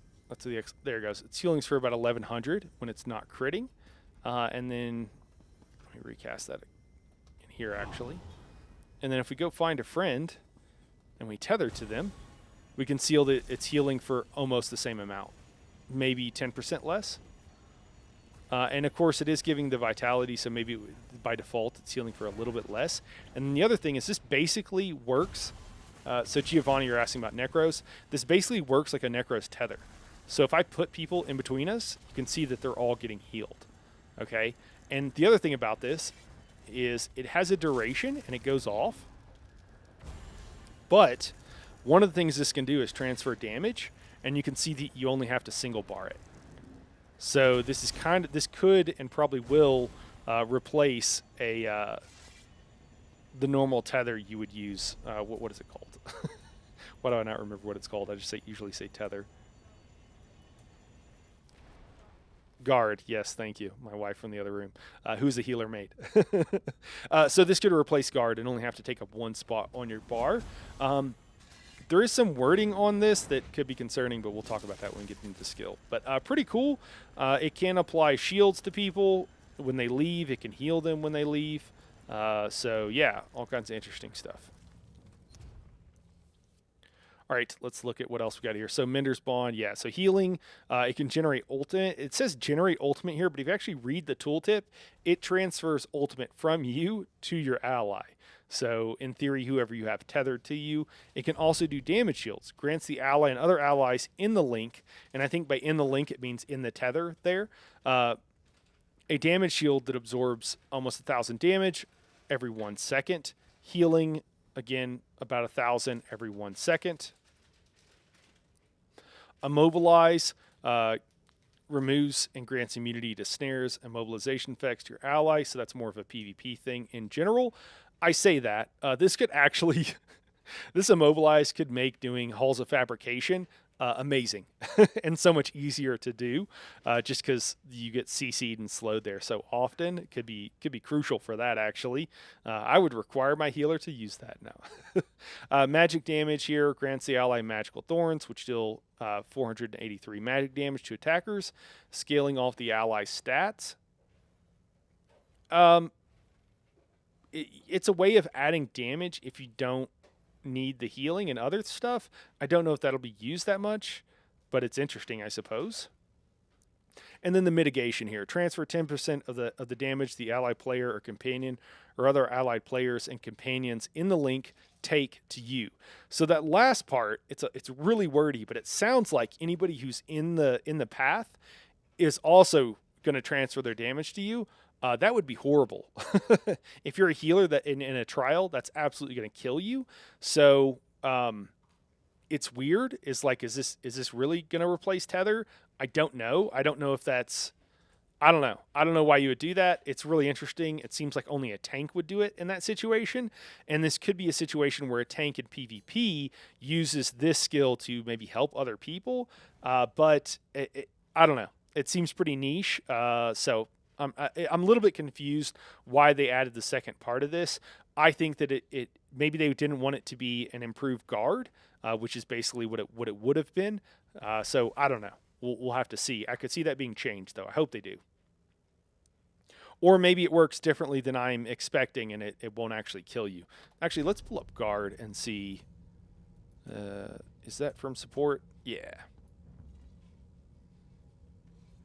Yeah, so 30%, so it's not nearly as strong. So I don't know. I don't know. It's interesting. I know, dude. It's crazy. Palm said, what in the world is this update? So guard is 30%, so this is only 10%, so maybe it won't replace it. I didn't actually think to look at the percentage, but the fact that it's only a third of the amount is kind of weird. So I don't know. you guys have as good of an idea. We'll have to do some testing and see how it turns out. And then restore resources. So we can make it in the allies in the link. Again, this is very much like very similar and in the same like flavor as most of the necro tethers, where like you have one that while you're tethered. This one gives some recovery to your group though. I will say just for the record, the necro tether. I personally like to use. I find it pretty useful and beneficial, and I think that this could be good enough to use on any class as a normal core part of your healing if you wanted it to. I'm not saying that you'll have a great reason to, but in a lot of fights where you're stacked up, you tether the tank in that case, and then you're going to hit all your DPS. In fights where everybody's spread out, it's not going to be useful, obviously, but and it also heals you for a bit, so you're always standing in your own heals with it at least. All right, let's move on and see what the signatures can do. We have class mastery, again, a little bit played out. Yes, it slows people, it snares them, cool. Then we have Crusader's Defiance, grants immunity to disabling effects for 3 seconds to the ally. PvP, I suppose, would be the use of this. It's also weird because it says for 3 seconds. We should try. I don't know. We would need to test this out. I think I need somebody else here to check. But in theory, some of these skills will say when an ally, like when they leave the link, like this Druid Resurgence here. I assume what that means is like, okay, you're tethered and you're in the link. If you have DPS that are moving in and out of that area, you could apply the shield to them when they move out. And so they run out of your tether to go do something, or because they're not paying attention, and they still have a shield or something like that. Or if they have to go, roll out a group to drop like in Rockgrove in the last boss, you get those debuffs on. You have to roll out a group and drop it out of group and then come back in. If you as you move out, or to drop Hoarfrost, for example, in Cloud Rest, in theory, if it works as it describes, and again, all this stuff needs to be tested, if it works the way it's described, that could be really useful because they could move out, get a shield as soon as they do, and hopefully help keep them alive. Your Orb Slayer in Cloud Rest also has to move out of group sometimes, so that shield could be useful for them. Is it going to make or break anything? Probably not. I don't think it's strong enough, but it's good. It's interesting. Cloud Rest being one of those situations where everybody's stacked up on Zamaja too. So you put it on your tank, and it goes through the entire group. Or, honestly, usually, at least I'm assuming it's going to work. Here, we'll test it out here. that it has a little bit of area around it that it procs on everybody. Yeah. So I put it on this person, and everybody around is actually getting the buff. So as long as your group is stacked up, you can put it on anybody in the group and still get the benefits. So yeah, Mender's Bond, pretty interesting. Where else are we at here? Okay, so yeah, Druid's Resurgence, I think, is where we're at. No, maybe we already did that one. Okay, yeah, so no, Druid's Resurgence, restore magic and stamina every 1 second for 5 seconds to the ally and other allies when they leave the link. It's weird, the language here, when they leave the link, because I don't know if it means it's on them when they're in it. It sounds like it's not, but I would think, we can test it. Why don't we just test it real quick? We'll put everything else the same. We'll make it healing. We'll do vitality. Let us test. All right. We'll do one of these guys, and then we'll just check ourselves, because obviously we're still continually in the link. Let's see if we have it. We don't. So we don't see the buff coming up here. So it's literally after they've moved out. That's weird. I don't know. I don't know when that would be useful. I definitely don't think you'd be using Druid's Resurgence on this. There are better ways to provide sustain for your group, even up here. So you'd probably not choose this at all. Sometimes I get a little perplexed when they put things like this in here, because this is basically useful for almost nobody. And I don't understand then why they put it in here. It's kind of like they wasted a bunch of time. So could use some tweaking to this, at least, to make it useful. Snare, we've kind of talked about that plenty. Knight's Valor, increase block amount by 8% and reduces block cost by 8% for the ally and other allies in the link. So this will absolutely be used. There are situations, especially when you're doing kind of harder like burn strats, or if you're doing simple strats where it's just like, hey, let me give you an example. Rockrow, first boss, right? Especially on hard mode. If the meteors are falling, one of the strategies is just hold block, okay? Well, your DPS, holding block is not the same as a tank holding block. So this 8% reduced cost and increased amount, with other things potentially factored in, could allow you to ignore mechanics and just stand there. And again, remember, a lot of people are running Velothi Urmage Amulet. You still want a light attack in general. It's a good habit to be in, but light attacks matter less. So block casting doesn't really reduce your damage hardly at all. So having something like Mender's Bond set with this Knight's Valor could be pretty huge. So this will absolutely get used in places. I kind of feel like once we get through with this, we'll go back through and I'll be like, this will get used, and we'll go through everything and kind of sum it up. Hunter's Snare, reduce the movement speed of enemies in the link. Oh, we already did that. My head's spinning from doing all these skills. Sage's Remedy. Heals the ally and other allies when they leave the link for 3,000 basically health every second for 5 seconds. So that's a massive heal. 5 seconds is a decent amount of time. Again, places this can be really helpful is when everybody's in a group and people have to step out and go do something. In theory, this heal should apply to them. We should just double check and make sure that it is working. Oops. Make sure that it's working. Oh my gosh. Okay, we're good. I keep fat fingering my keyboard. All right, so we'll make sure it's working as the other stuff was. All right, healing everybody around. Is it healing us? It's not doing anything to us. This is one of the things that, like, this is ESO. So I would want to check and make sure that it's, like, in theory, it should work on everybody else the same way it works on us, but we should test it. So we'll need to test that. But that's interesting. It's when people move out of group. So another thing you could do, too, if you had a loose stack that could be fun as a healer, especially me being kind of a squirrely healer, is you could move around while you cast skills. So you're spamming combat prayer on the group or whatever, and I know I'm spamming illustrious, I don't have combat prayer on my bar, but you could move around if the group was spread out and make sure you got that heal on people, and then you could like move them out of it so that the heal is ticking on them. I don't know. There could be a use for this. It's kind of interesting. All right. Where were we? We're in signatures, Sage's Remedy. War Mage's Defense grants a damage shield when other allies leave the link that absorbs 1,800 damage for 6 seconds. Same kind of deal as the heal. It's just a shield instead. depending on your flavor and reason for you wanting to use something. All right. Another like Sunspire with the heals here. You could like cast this on somebody before they go into the tomb, and it could make it easier to heal them out. I bet. Affix script. So we have brittle, we have breach, courage. These are all going to be minor, by the way. From what I've seen so far, whenever one of them is minor, all of them are minor, and whenever it's major, I think all of them are major. If I'm remembering correctly, we'll check. Empower. Same deal. Why is it only 10 seconds, guys? Come on, you're killing. The ability lasts for 12. Make it for at least 12. Heroism.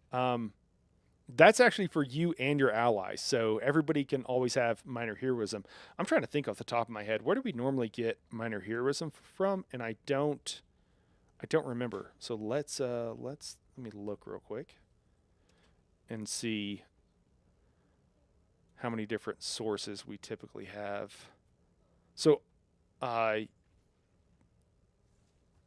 we get it from the CP? There's not a ton of places that we get minor heroism. So this could be particularly useful. Obviously, you probably don't need brittle. We have so many sources of it. Breach, you definitely don't need to do. Minor courage, you might, but there's a lot of sources of it. There's not a lot of sources that provide the heroism for your group. I think some of the other skills we've looked at, or that I recall from looking at today, only apply to you. So this could be a way of providing that extra ulti for your group. You could provide Empower for your group. All these are for your group, by the way, you and your group, in the case where they apply. You could have a bunch of heavy attack builds where they didn't have to worry about Empower, and you provided it for them if you go with the all heavy attack group. No one ever does that, but you could do it. Intelligence and endurance. That's the minor versions of these. There's a lot of sources of these. Usually you have it, but there are classes, healing classes, that don't have it, and they're usually who is expected to provide it for the group. So that could, in theory, if you were healing on an odd class that most people don't heal on, that could be useful, and the other healer wasn't on a more traditional class. Nightblade, the Refreshing Path, Arcanist, their disc, all those, that applies this buff to all of them. Wardens have an ability. You can use your mushrooms to apply this. So there's a lot of places, but there are some classes without their own source. You would just have to have none of those other classes. Maim afflicts minor maim to enemies in the link for 10 seconds, reducing their damage done. Typically, like, you could use a Nightblade to do that. You could use a lot of other classes. There's a lot of ways to get minor maim. I believe...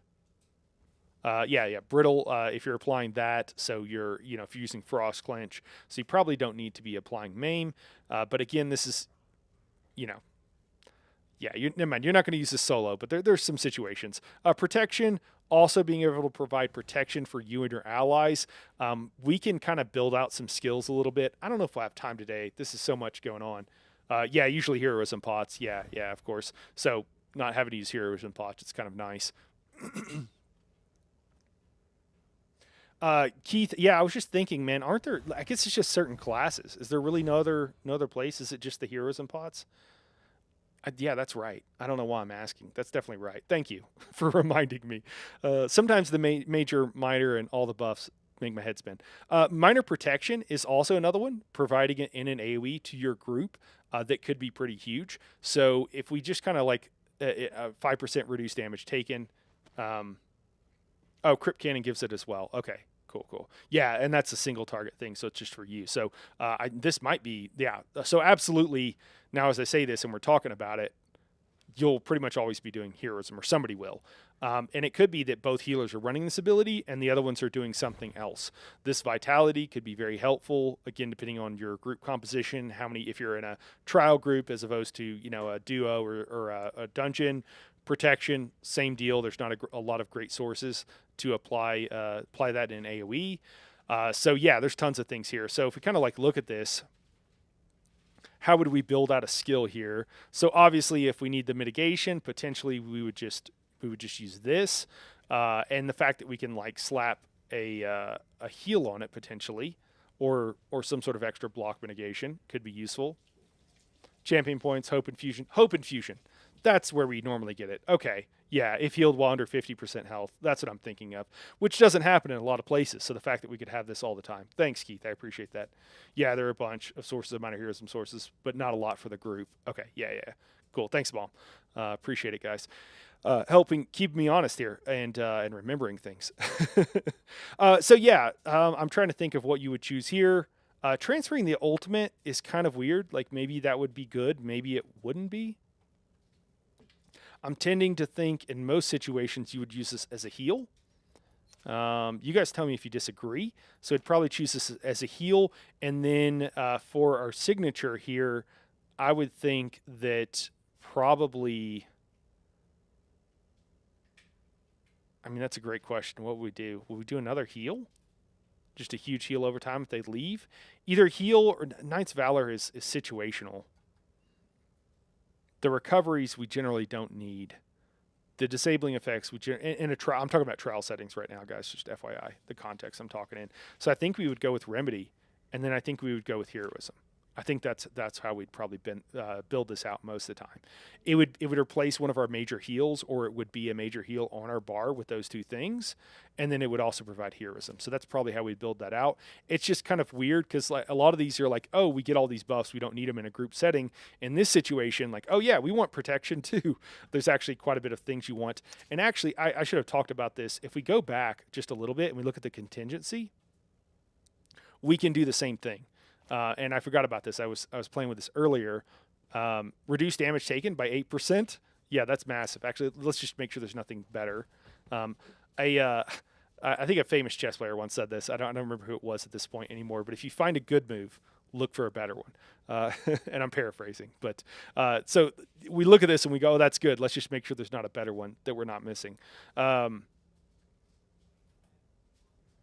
Okay, so it lasts for a bit. Actually, I think this is what we need.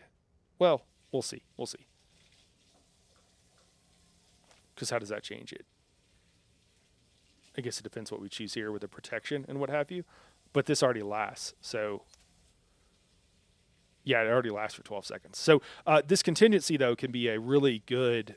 so we'll choose 8%. That reduced damage by 8%, by the way. That is unique. So...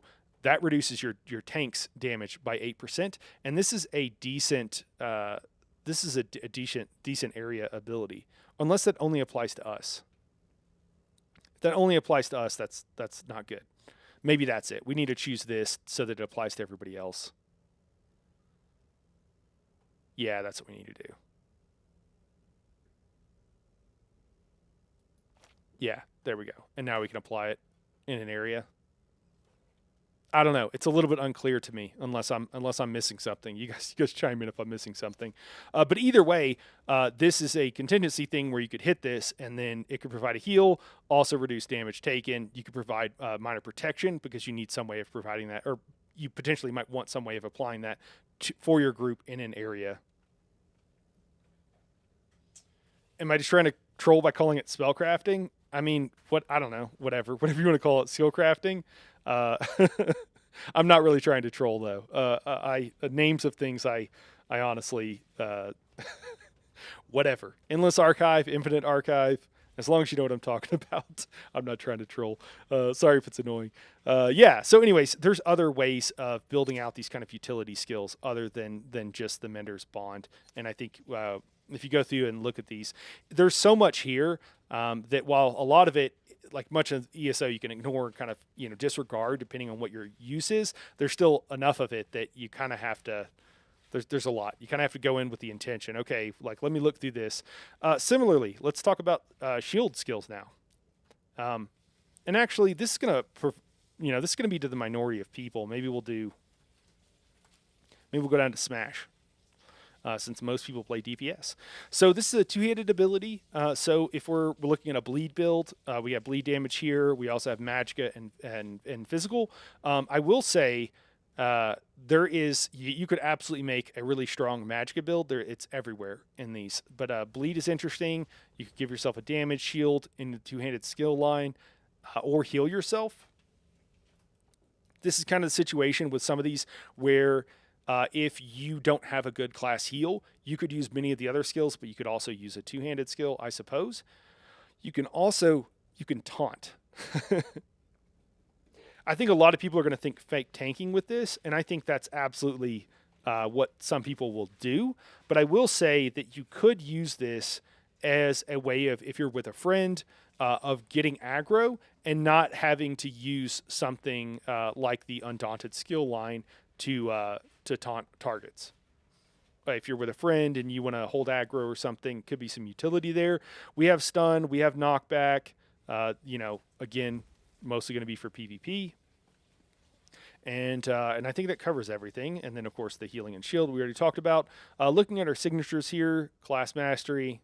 Again, we've talked about it a bunch.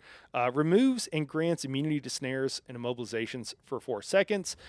There are times when this can be very useful for a tank. Usually we use like Sigic abilities. We're probably not going to be using a two-hander, let's hope. But now we can taunt. And we can also parry. So we'll look at that. Fencer's parry deflects the next direct damage attack made against you within 3 seconds. That's kind of crazy.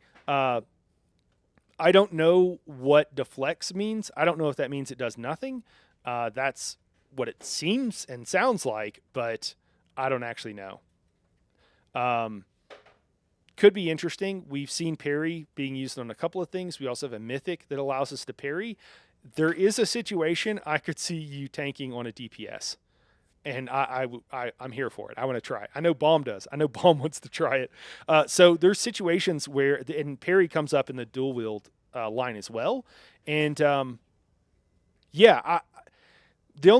only concern with this is that there might be ongoing sources of direct damage because some things in ESO can be a little bit janky, and it could eat it before the heavy attack comes because that's really what you're using this for.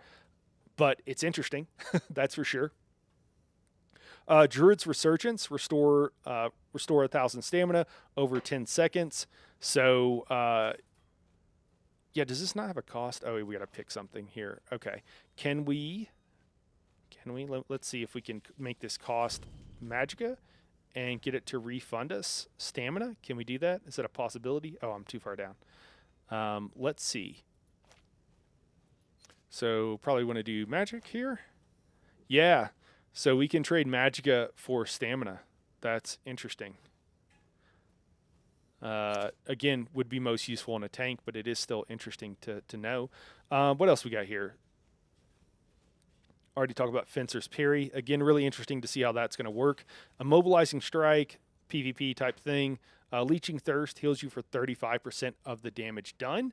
So we could basically make, in the dual wield skill line, actually on the Bleed Warden that'll be out I think on Monday,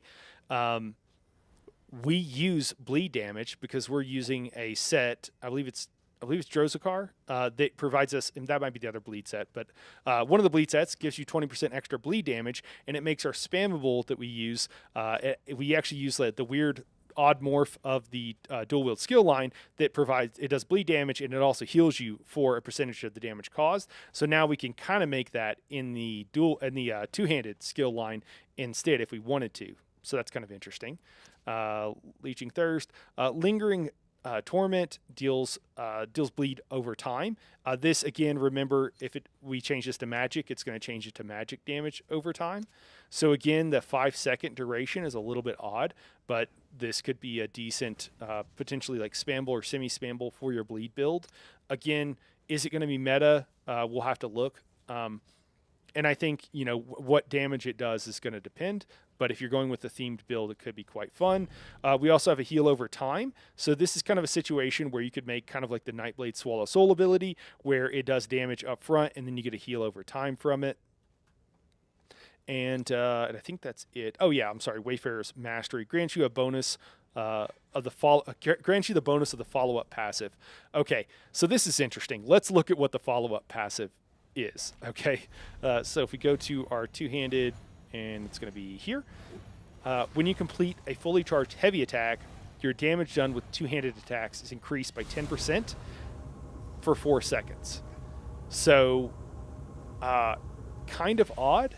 When you complete a fully charged heavy attack, it provides this, all of your two-handed attacks, but this skill is supposed to be applying it. There are several abilities that do something like this in these different abilities where they give you the benefit of the passive, for using that skill. And then each one of those passives has a different proc situation. It's really confusing to me how it's actually going to work, depending on what it is. But I don't know. I think there's going to be some problems with this, is what I'm alluding to. But we'll see. You can grant yourself Minor Berserk, Breach, Expedition, Force, Interrupt. Most of these things, so Berserk, Minor Berserk, if you're in a group, you're getting this from your healer. If you're solo, you might want this. It could be a useful source of it. Although, again, it's kind of odd because if you're solo, like it's only arenas. If you're overland, you can kill everything so fast it doesn't matter. So it's kind of like only overland, arenas, or no, those two. Just those two. So it's kind of interesting. If you don't have that from your class, you can pick one of these. Breach, a lot of ways of getting it, but you could be missing it depending on what class and spec you're running. Expedition, just kind of a nice to have for increased speed. Force, typically we get this from Barb Trap or Channeled Acceleration. We can also get it from Velothi Mage Amulet. You know, so, but it is something that if you wanted to, you could have. I think mostly that's just going to confuse people. Interrupt. You can have an interrupt ability here. And this is an AoE, so now everybody can have an AoE interrupt. So that's kind of cool. And there's other ways. The shield skill line also has an AoE interrupt, as we talked about, like, you know, having a lot of utility for people that are supports, tanks, and healers. Then we have Maim. Afflict enemies with minor maim, causing them reduced damage for 5 seconds. Mangle decreases their maximum health by 10%, and then vitality, so we can buff ourselves. So kind of interesting, a little bit weird on some of these because like they're kind of tanking or healing things. You know, you're not really going to use them solo. So like in general, getting an extra 6% healing when you're only healing yourself is not even going to be noticeable. So that's kind of weird, but maybe you want to tank with a two-hander now. I don't know. All right, so Traveling Knife. This is an interesting ability. Twirl and throw an enchanted dagger at an enemy, which returns to you after a short delay and hits additional enemies in its path. So it sounds like to me that this hits a target and then does damage only on the way coming back. And we can see that there's like a bleed option here.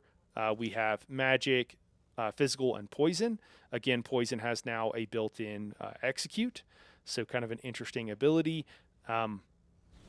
Yeah, it's just kind of an odd ability the way it works. I don't know how it'll turn out. Multi-target, so you can hit. You know, you do the physical damage and then hit targets around that enemy. So you could potentially have like an AoE spammable here. Hey, Shadow, welcome back. So yeah, you know, I don't know. That's pretty interesting. We'll have to see. It's only with physical damage on this one, so you can't change the damage type past that. But you could have an AoE spammable. You already have one with a built-in execute in this skill line, so I'm not entirely sure why it's here. Maybe it'll affect our signature and could make that interesting or spicy. You can also pull an enemy, so this is another way of chaining an enemy in. That's interesting. And then stun, which again, as we said, is kind of more of a PvP thing. Assassin's Misery. This is like burr. Increases the chance to apply a status effect to an enemy by 100% for 10 seconds. This could be huge. The only thing that could stop this is the fact that it's only 10 seconds. And potentially, you know, maybe the damage isn't good enough or something, which could be the case. But the buff itself is kind of crazy. So it matters how these things are tweaked. Class Mastery you've covered. Fencer's Parry. Deflects the next direct damage attack used against you within 3 seconds. I don't know. We should probably just go test this out and see. We'll probably do that when we're done here. Hunter Snare, just a slow Leeching Thirst, heals you for a percentage of the damage done. Lingering Torment deals damage over time. War Mage's Defense grants you a damage shield that absorbs about 4,000 for 6 seconds. Warrior's Opportunity enemies hit take 8% more martial damage for 5 seconds. Okay, this sounds like you're providing that buff for your entire group, and 8% is huge. I don't know. I think you would, I don't know. In a group setting, it's kind of weird because it's martial damage, so that's not all types of damage. It's weird because you can't put this on a support because, generally speaking, because it's a dual wield skill ability. But it is interesting that it provides that buff for the group. I don't know. It doesn't last very long, so whoever used this would have to be using this skill quite often, and it doesn't do near the damage of a spammable, but 8%, that's a lot of damage. And it might be worth it for your group to have you use this as a semi-spammable. In really sweaty groups, I could see that being used. I'd be curious, though, like Baum or Keith or anybody else, if you guys have thoughts on this. I was not actually playing. I started right after the stamina meta way back in the day. I say that I had come back to the game. It's not that I had started, but I came back to the game right after that, so I am less familiar with all of the stamina stuff compared to what I am for the Magicka. And then Wayfarer's Mastery, enemies hit are susceptible to your Ruffian passive for 6 seconds. So again, this is the weird thing with the Ruffian passive. Are we in the right skill line? No, there we go. So gives you 15% damage bonus when attacking stunned, immobilized, or silenced enemies. So huge, because this says, I mean, it sounds crazy, honestly. 15% extra damage increase, even if it's just for you. I'm sorry, it's minor fold. What am I doing? Yeah, for 6 seconds. Yeah, that's kind of nuts. The thing is that the Ruffian passive, if we look at it here, even though it says 15% extra damage, it also says to stunned, immobilized, or silenced enemies. Chances are most mobs, bosses, world bosses, dungeon, trial bosses are immune to those things. That we talked about this earlier. They're immune to stun, immune to immobilize. So I have a feeling that this will not work on them. But I guess we don't know. It could be the case, though, if you were using this on enemies that, I don't know. Again, it's kind of the situation where if we went with multi-target, and then we came down here and we went with, where is it at? That's the bottom one, isn't it? And then we went with Wayfarer's Mastery, that in theory, it would apply to all of the enemies. And then what we would do, because we're doing an extra 15% damage, is we would use like our Whirlwind. And we could do a ton of AoE damage. Will that be used like that? I don't know, but it's pretty interesting. The problem is the targets you really want to kill are the elites, and I'm pretty sure that it's not going to apply to them. We don't know. We'll have to test it, but I'm pretty sure that it's not. Yeah, so some interesting builds here with what you could do. We'll just keep moving on, though. I think we spent a lot of time going pretty in-depth on some of these. What else we got? We got Berserk. We got Expedition, Lifesteal. That's pretty lame. Maim. It's fine. Off balance. Nice to have another source of off balance so you can apply it for yourself. I think with these off balance affixes down here, I think in general, we'll probably be using the off balance CP pretty much anywhere. I think it'll just become kind of standard to have it on your bar because we will probably have so many sources of off balance. You wonder about that with a Sork negate bubble? Yeah, that's interesting. Huh. We also have Savagery and Prophecy. So again, you can not have to use expensive potion overland. If you're not using them anyways, making sure you have these buffs from some of these skills is absolutely going to be worth it, especially if you can pre-buff them, which again, with a lot of these, you probably can. I suppose you can't really with this one, but a lot of them you can. Uncertainty afflicts enemies with minor uncertainty for 10 seconds, reducing their weapon and spell critical. Again, that's going to be a PvP thing. And then vulnerability. There's a lot of sources of vulnerability now, so you don't really need a warden for it, which you didn't anyways because they already took that and gave it to the Arcanist. I'm not bitter. All right, now we got Shilto and Vault left. And then we'll probably call it because I'm losing my voice here from talking so much. All right, so disease damage, flame damage, physical damage, and poison. You can also taunt. This is a bow skill that we're taunting. Heal. You can also heal, do a backflip and heal, or immobilize opponents. Class mastery. Nothing else needs to be said at this point. We've talked about it. Crusader's Defiance. Removes up to 3 snares and immobilizing effects. PvP to disengage. This could be useful. Maybe you heal and then disengage. Maybe you're caught. If you're on a Bobo build or something, you want to move out of disengage and also remove effects, and give yourself a bit of a heal to move away from opponents. I think we could be seeing people doing backflips in PvP very soon. We can restore stamina. Hunter Snare slows targets.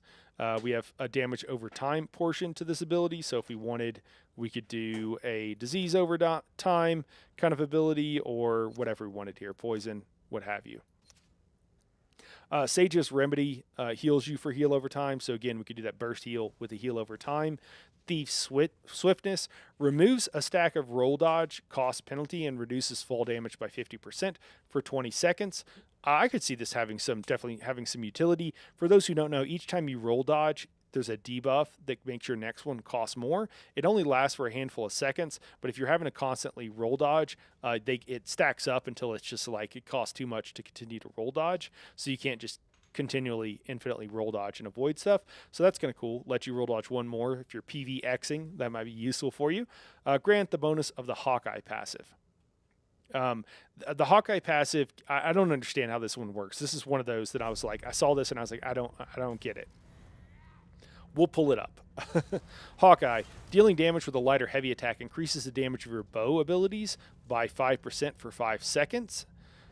So you're always going to be light or heavy attacking anyways, right? So I don't know why, like, you should be maxed out on stacks of that. So I don't know why they would think that we needed this here. Unless you're going to heal and pre-buff it. But I bet you can't pre-buff it. So let us see if we can. We'll make the skill real quick. I don't know if I have a bow on me. Do I have a bow? Oh, I do have a bow. Okay, perfect. All right. Throw it on here. Oh, I'm on the wrong bar. It's like, do I have to have a target? No, but I do have to be on the right bar. All right. Okay, so cool. So this is the skill. I mean, it is kind of fun. It's a little bit crazy, but it is. Yeah, it gives us Hawkeye. Does that mean we can pre-buff this multiple times? Like, it's one stack. I don't know. We can pre-buff us. I really don't understand this, and I don't know what they were doing with this. That doesn't make any sense to me. But maybe I'm not understanding something. You guys tell me if I'm being dense or not picking up on something. All right, so where were we? I think that was the last one there. Gain evasion, a lot of sources of a major evasion, but not that, I say that. Usually it's dual wield, so for Bobo, being able to have some evasion could be useful. Expedition increases our speed, again, disengage, increase our speed, heal us. Again, you kind of get the idea that could make a lot of sense. This is really a PvP thing. I don't know. You guys do PvP more than me. Like, this seems like there could be, this is a lot of stuff that could be useful and fun in PvP, because most of this stuff for PvE, like, I love the idea of needing to disengage from a mob or group of mobs and then pull back, heal yourself, do whatever you got to do, and then re-engage or engage from a distance, slow your targets, what have you. That's not a thing in ESO in general. Like, if you're overland, you can kill those targets. Instead of doing all that stuff, just kill the targets. Hit 3 buttons, they'll die. If they don't die when you hit like 3 buttons overland, and it's not a boss, then check out one of my builds because you can absolutely make a build that will do that, and it's not that hard. If they are harder, and then they're also going to be immune to all those things. So there's not really a use for it in PvE. It's really strictly a PvP thing. But it would be a really fun playstyle. These are great ideas. I just don't understand how they mesh with ESO for PvE. For PvP, it makes sense and could be really fun. So maybe all the PvP people are just like, yeah, this is the best. This is the best patch ever. Force, you can add force. Lifesteal is pretty lame. Don't take that. Maim could be good. Off balance could be good. There are sources of that, but that's okay for a lot of classes. Vulnerability, reduce damage taken. Or I'm sorry, increase damage taken by your target. There again, it's situational. Depends on your class. And then again with the savagery and prophecy here. So yeah, that's the bow skill line. Now to the shield skill line. We've got some interesting stuff here, so this is going to take a second. We've got taunt, we've got a pull, so we can pull a target, we can taunt a target, and I will note, I believe this is at range. Yeah, so we can now taunt a target at range with a sword and board, so that's kind of interesting. And honestly, a lot of this stuff could replace. There's some skills that are going to be kind of obsolete because of these new like options here. You know what I think it is, Shadow, is I think that our like unique application for the Discord. Shadow's asking about the Discord link. It was TWTB, but I think we lost a server boost. So we're at 13 out of 14, and so I think that broke it. I can provide you with a link though, real quick. Give me 2 seconds, and I'll provide you with a link.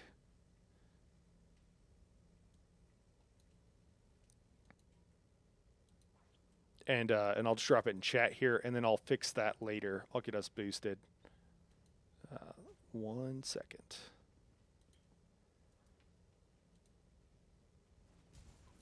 There you go. Give that a shot. Yeah, I think we're just short a boost. Need to hit up some of the guildies, see if someone can help us out. Okay, so yeah, we have our focus here. We have immobilize, knockback. You know, those kind of the more PvP type things. We can do damage. So you can actually add a damage skill with this, which is kind of cool. We have a multi-target version as well, so you can hit multiple targets, which will apply mostly for our scripts, like being able to apply to multiple targets, or if we want AoE damage from the sword and board skill line. We can do physical damage, just, you know, single target damage here. We can pull, and we can taunt, which you talked about. Class Mastery, we've gone into it. Druid's Resurgent increases your health, magic, and stamina recovery by 152 for 10 seconds. That's interesting. You know, this skill would have to be free for that to be worth it, though. So I'm not really, or there'd have to be no other good options here that you cared about, which I don't think will be the case. Fencer's Parry. So we can also parry as our tank. I think this is how they're avoiding us needing to block. Maybe the block bug isn't fixable for him. So instead of doing that, we're doing, you can parry now and not take any damage. You don't have to block. Maybe that's a workaround for not being able to fix the block bug for like a year and a half. Knight's Valor, deal physical damage and bashes the enemy. Interesting, it's the same note as one of the other skills, but it does something totally different. That might get a little confusing for us, if I'm remembering correctly. A Lingering Torment deals damage over time. So again, you can make a full-on damage ability here as a tank using a sword and board if you wanted to do that, doing some sort of, you can do magic damage. Okay, with both of them. Or you could do physical damage, whatever you'd like to do there. Lingering Torment, Sage's Remedy, you heals you for about 2,000 health. On return, scaling off of your maximum health. So this could be, you could make this a heal ability where you taunt and then heal, where you pull and then heal, where you do damage and then heal, what have you. And then Thief Swiftness grants you the ability to pass through enemies for 5 seconds. Really interesting, being able to pass through enemies. I wonder if it works in... I don't know why you would need this, and in dungeons, maybe it's a quality of life thing, so you're not like running into mobs when you pull half the group or something. That would be my guess. And then Wayfarer's Mastery, increase your bash damage by. There are people that run like bash builds, so it increases your bash damage by 333 for 5 seconds, and then down here. So I'm trying to think of like. what are some interesting combinations? And I'm not entirely sure. Like, what do you do fencing with that? I don't think it does anything. But the multi-target thing, I was trying to think of if that would have some interesting use cases down here, and I don't think it does. Then we have the affixes. We got cowardice, innervation. Cowardice is major, so that's actually nice. We talked about that kind of earlier. Innervation, reducing critical damage done. It's a PvP thing. Major evasion. We don't need that as a tank. Yeah, you almost never need that as a tank, so probably won't ever use that. Interrupt, we did say up here that would be a multi-target thing, so maybe if we did the interrupt here, interrupts enemies that are casting, so you have an AoE interrupt, which is really nice, because again, before only a couple of classes had that. Major maim, this is huge. Major maim, which normally this is one of the reasons you use double eye staff, besides applying brittle, is because you reduce enemies' damage done by 10%. So if you're going full survivability, it has been hard but optimal to use double eye staff. And now we actually have that source in the sword and board skill line. I think a lot of people will be using this. Excuse me. And then off balance, probably someone else will be applying that. Resolve, we'll have that from another source. 10 seconds is way too short anyways. All the other sources of major resolve last for far longer. The only, I say that. I'll talk about this in a second. And then vitality, increasing our healing and our healing received in our shields by 12%. It's pretty huge. These major buffs are actually pretty big. Enough so that I wish we had like multiple skills from the skill line. So let's talk about resolve real quick, and let's make something kind of interesting here. So if we did this, what else do we want here? Well, this middle, nothing really is speaking to me. I think Fencer's Parry. If we did this, Goading Throw, we could hurl our shield at an enemy that then returns to us. It taunts the target for 15 seconds at range, 28 meters. And then it gives us parry for 3 seconds, which will reduce our damage taken, but it also gives us major resolve. This could be a way. So I've done a single bar Nightblade tanking build that does everything that a 2-bar build will do, that you need a 2-bar build to do. You can do it on a 1-bar build. Nightblades are special in that it's very easy to do that on them. Being able to do this and make a couple other skills makes 1-bar tanking for accessibility and for those who need it a lot better and a lot easier in a way of doing it, because this saves them a spot on their bar for a source of major resolve. And there are going to be other skills that with the skill crafting that will do the same thing. So potentially you could combine several of those and do something kind of interesting to make builds more accessible for people that need that. So, and I think with that, I think that's everything. I think we've covered it. I do want to try real quick. The last thing we're going to do is let's go and try out this. Let's go try out this parry, because I'm curious how well it works. Where is it? Fencer's Parry. There we go. And then whatever. I don't think it matters. Damage shield. Sure. Help us keep us from dying. Because I don't think I'm going to change up my setup at all. Doesn't really matter. Expedition. Sure. Sounds good. All right. Let's go check this out. We got a 2-hander. Let's equip a 2-hander. We're going into Vass.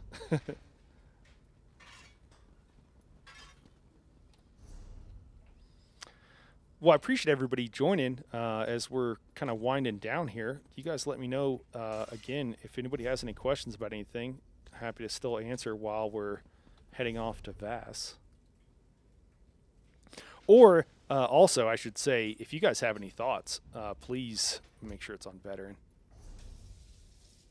Glad I checked. Yeah, I appreciate you guys. If you have any thoughts about stuff that I missed or that you've seen or whatever, please let me know. If you're watching, I know a lot of people watch after the fact too. Please let me know. Love to hear it. You can drop it in a comment here. Obviously, you can send me a DM or something as well in the Discord. Awesome. Glad that worked, Shadow. Sorry about that. We'll have to get that fixed. All right. Let us see. Make sure I got the right skill. Warding slash.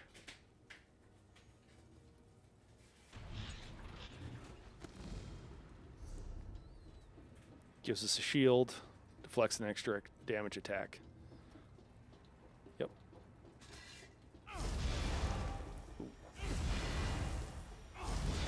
It's kind of cool. Not gonna lie. Look at me. I'm dripping. I'm blinged out.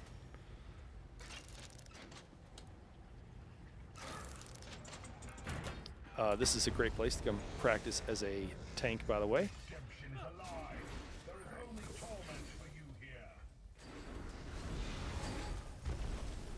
All right. Should be coming soon. Here it is. Oh my god. Oh my god. Oh my god. It works. Oh my god, we can DPS tank. Bomb, we can DPS tank, dude. Oh my god. This is the best update Zoss has done yet. That's amazing. I'm only DPSing. Oh, only DPS tanking from now on. That's amazing. Okay. Well, that needs to be made into its own video. Keith says you might have covered it, but was there a sorcerer class mastery script? Yeah, I haven't looked into all. Keith, I'm sorry, I haven't looked into all the into all of the various. I haven't looked into that. I've only logged onto a warden, honestly. I just haven't had a chance to. So sorry, man. I will be doing a video covering all this, and hopefully a short and condensed format, as short as I can. I say that it's probably going to be quite long, but hopefully I'll cover it there. Yeah, tanking just got incredibly fun. Hey, you don't need a fixed block. Just give us parry. I mean, problem solved. Mic dropped. That's awesome. Well, now I'm excited to try out all this stuff again, but I'm also quite tired. So I got up pretty early to work on all this stuff. So I think we're going to call it here, guys. Appreciate everybody stopping in. Come by the Discord. Link is in chat. Love to have you. Share your knowledge. Learn something. Whatever it is. Well, come by and say hello, if nothing else. We have people from all over that come over. And honestly, Keith, for some of us, it can be really nice to have that when we do have people that come in and ask questions. I know you have to do things a little bit different on some of the consoles. So you could be sharing your knowledge, you seem like you know what you're talking about. So if you want, I know sometimes you have too many Discords, but anyways, guys, we're going to call it here for today. Appreciate everybody tuning in, and hopefully we'll see you parry tanking in the near future. All right, we'll talk to you later.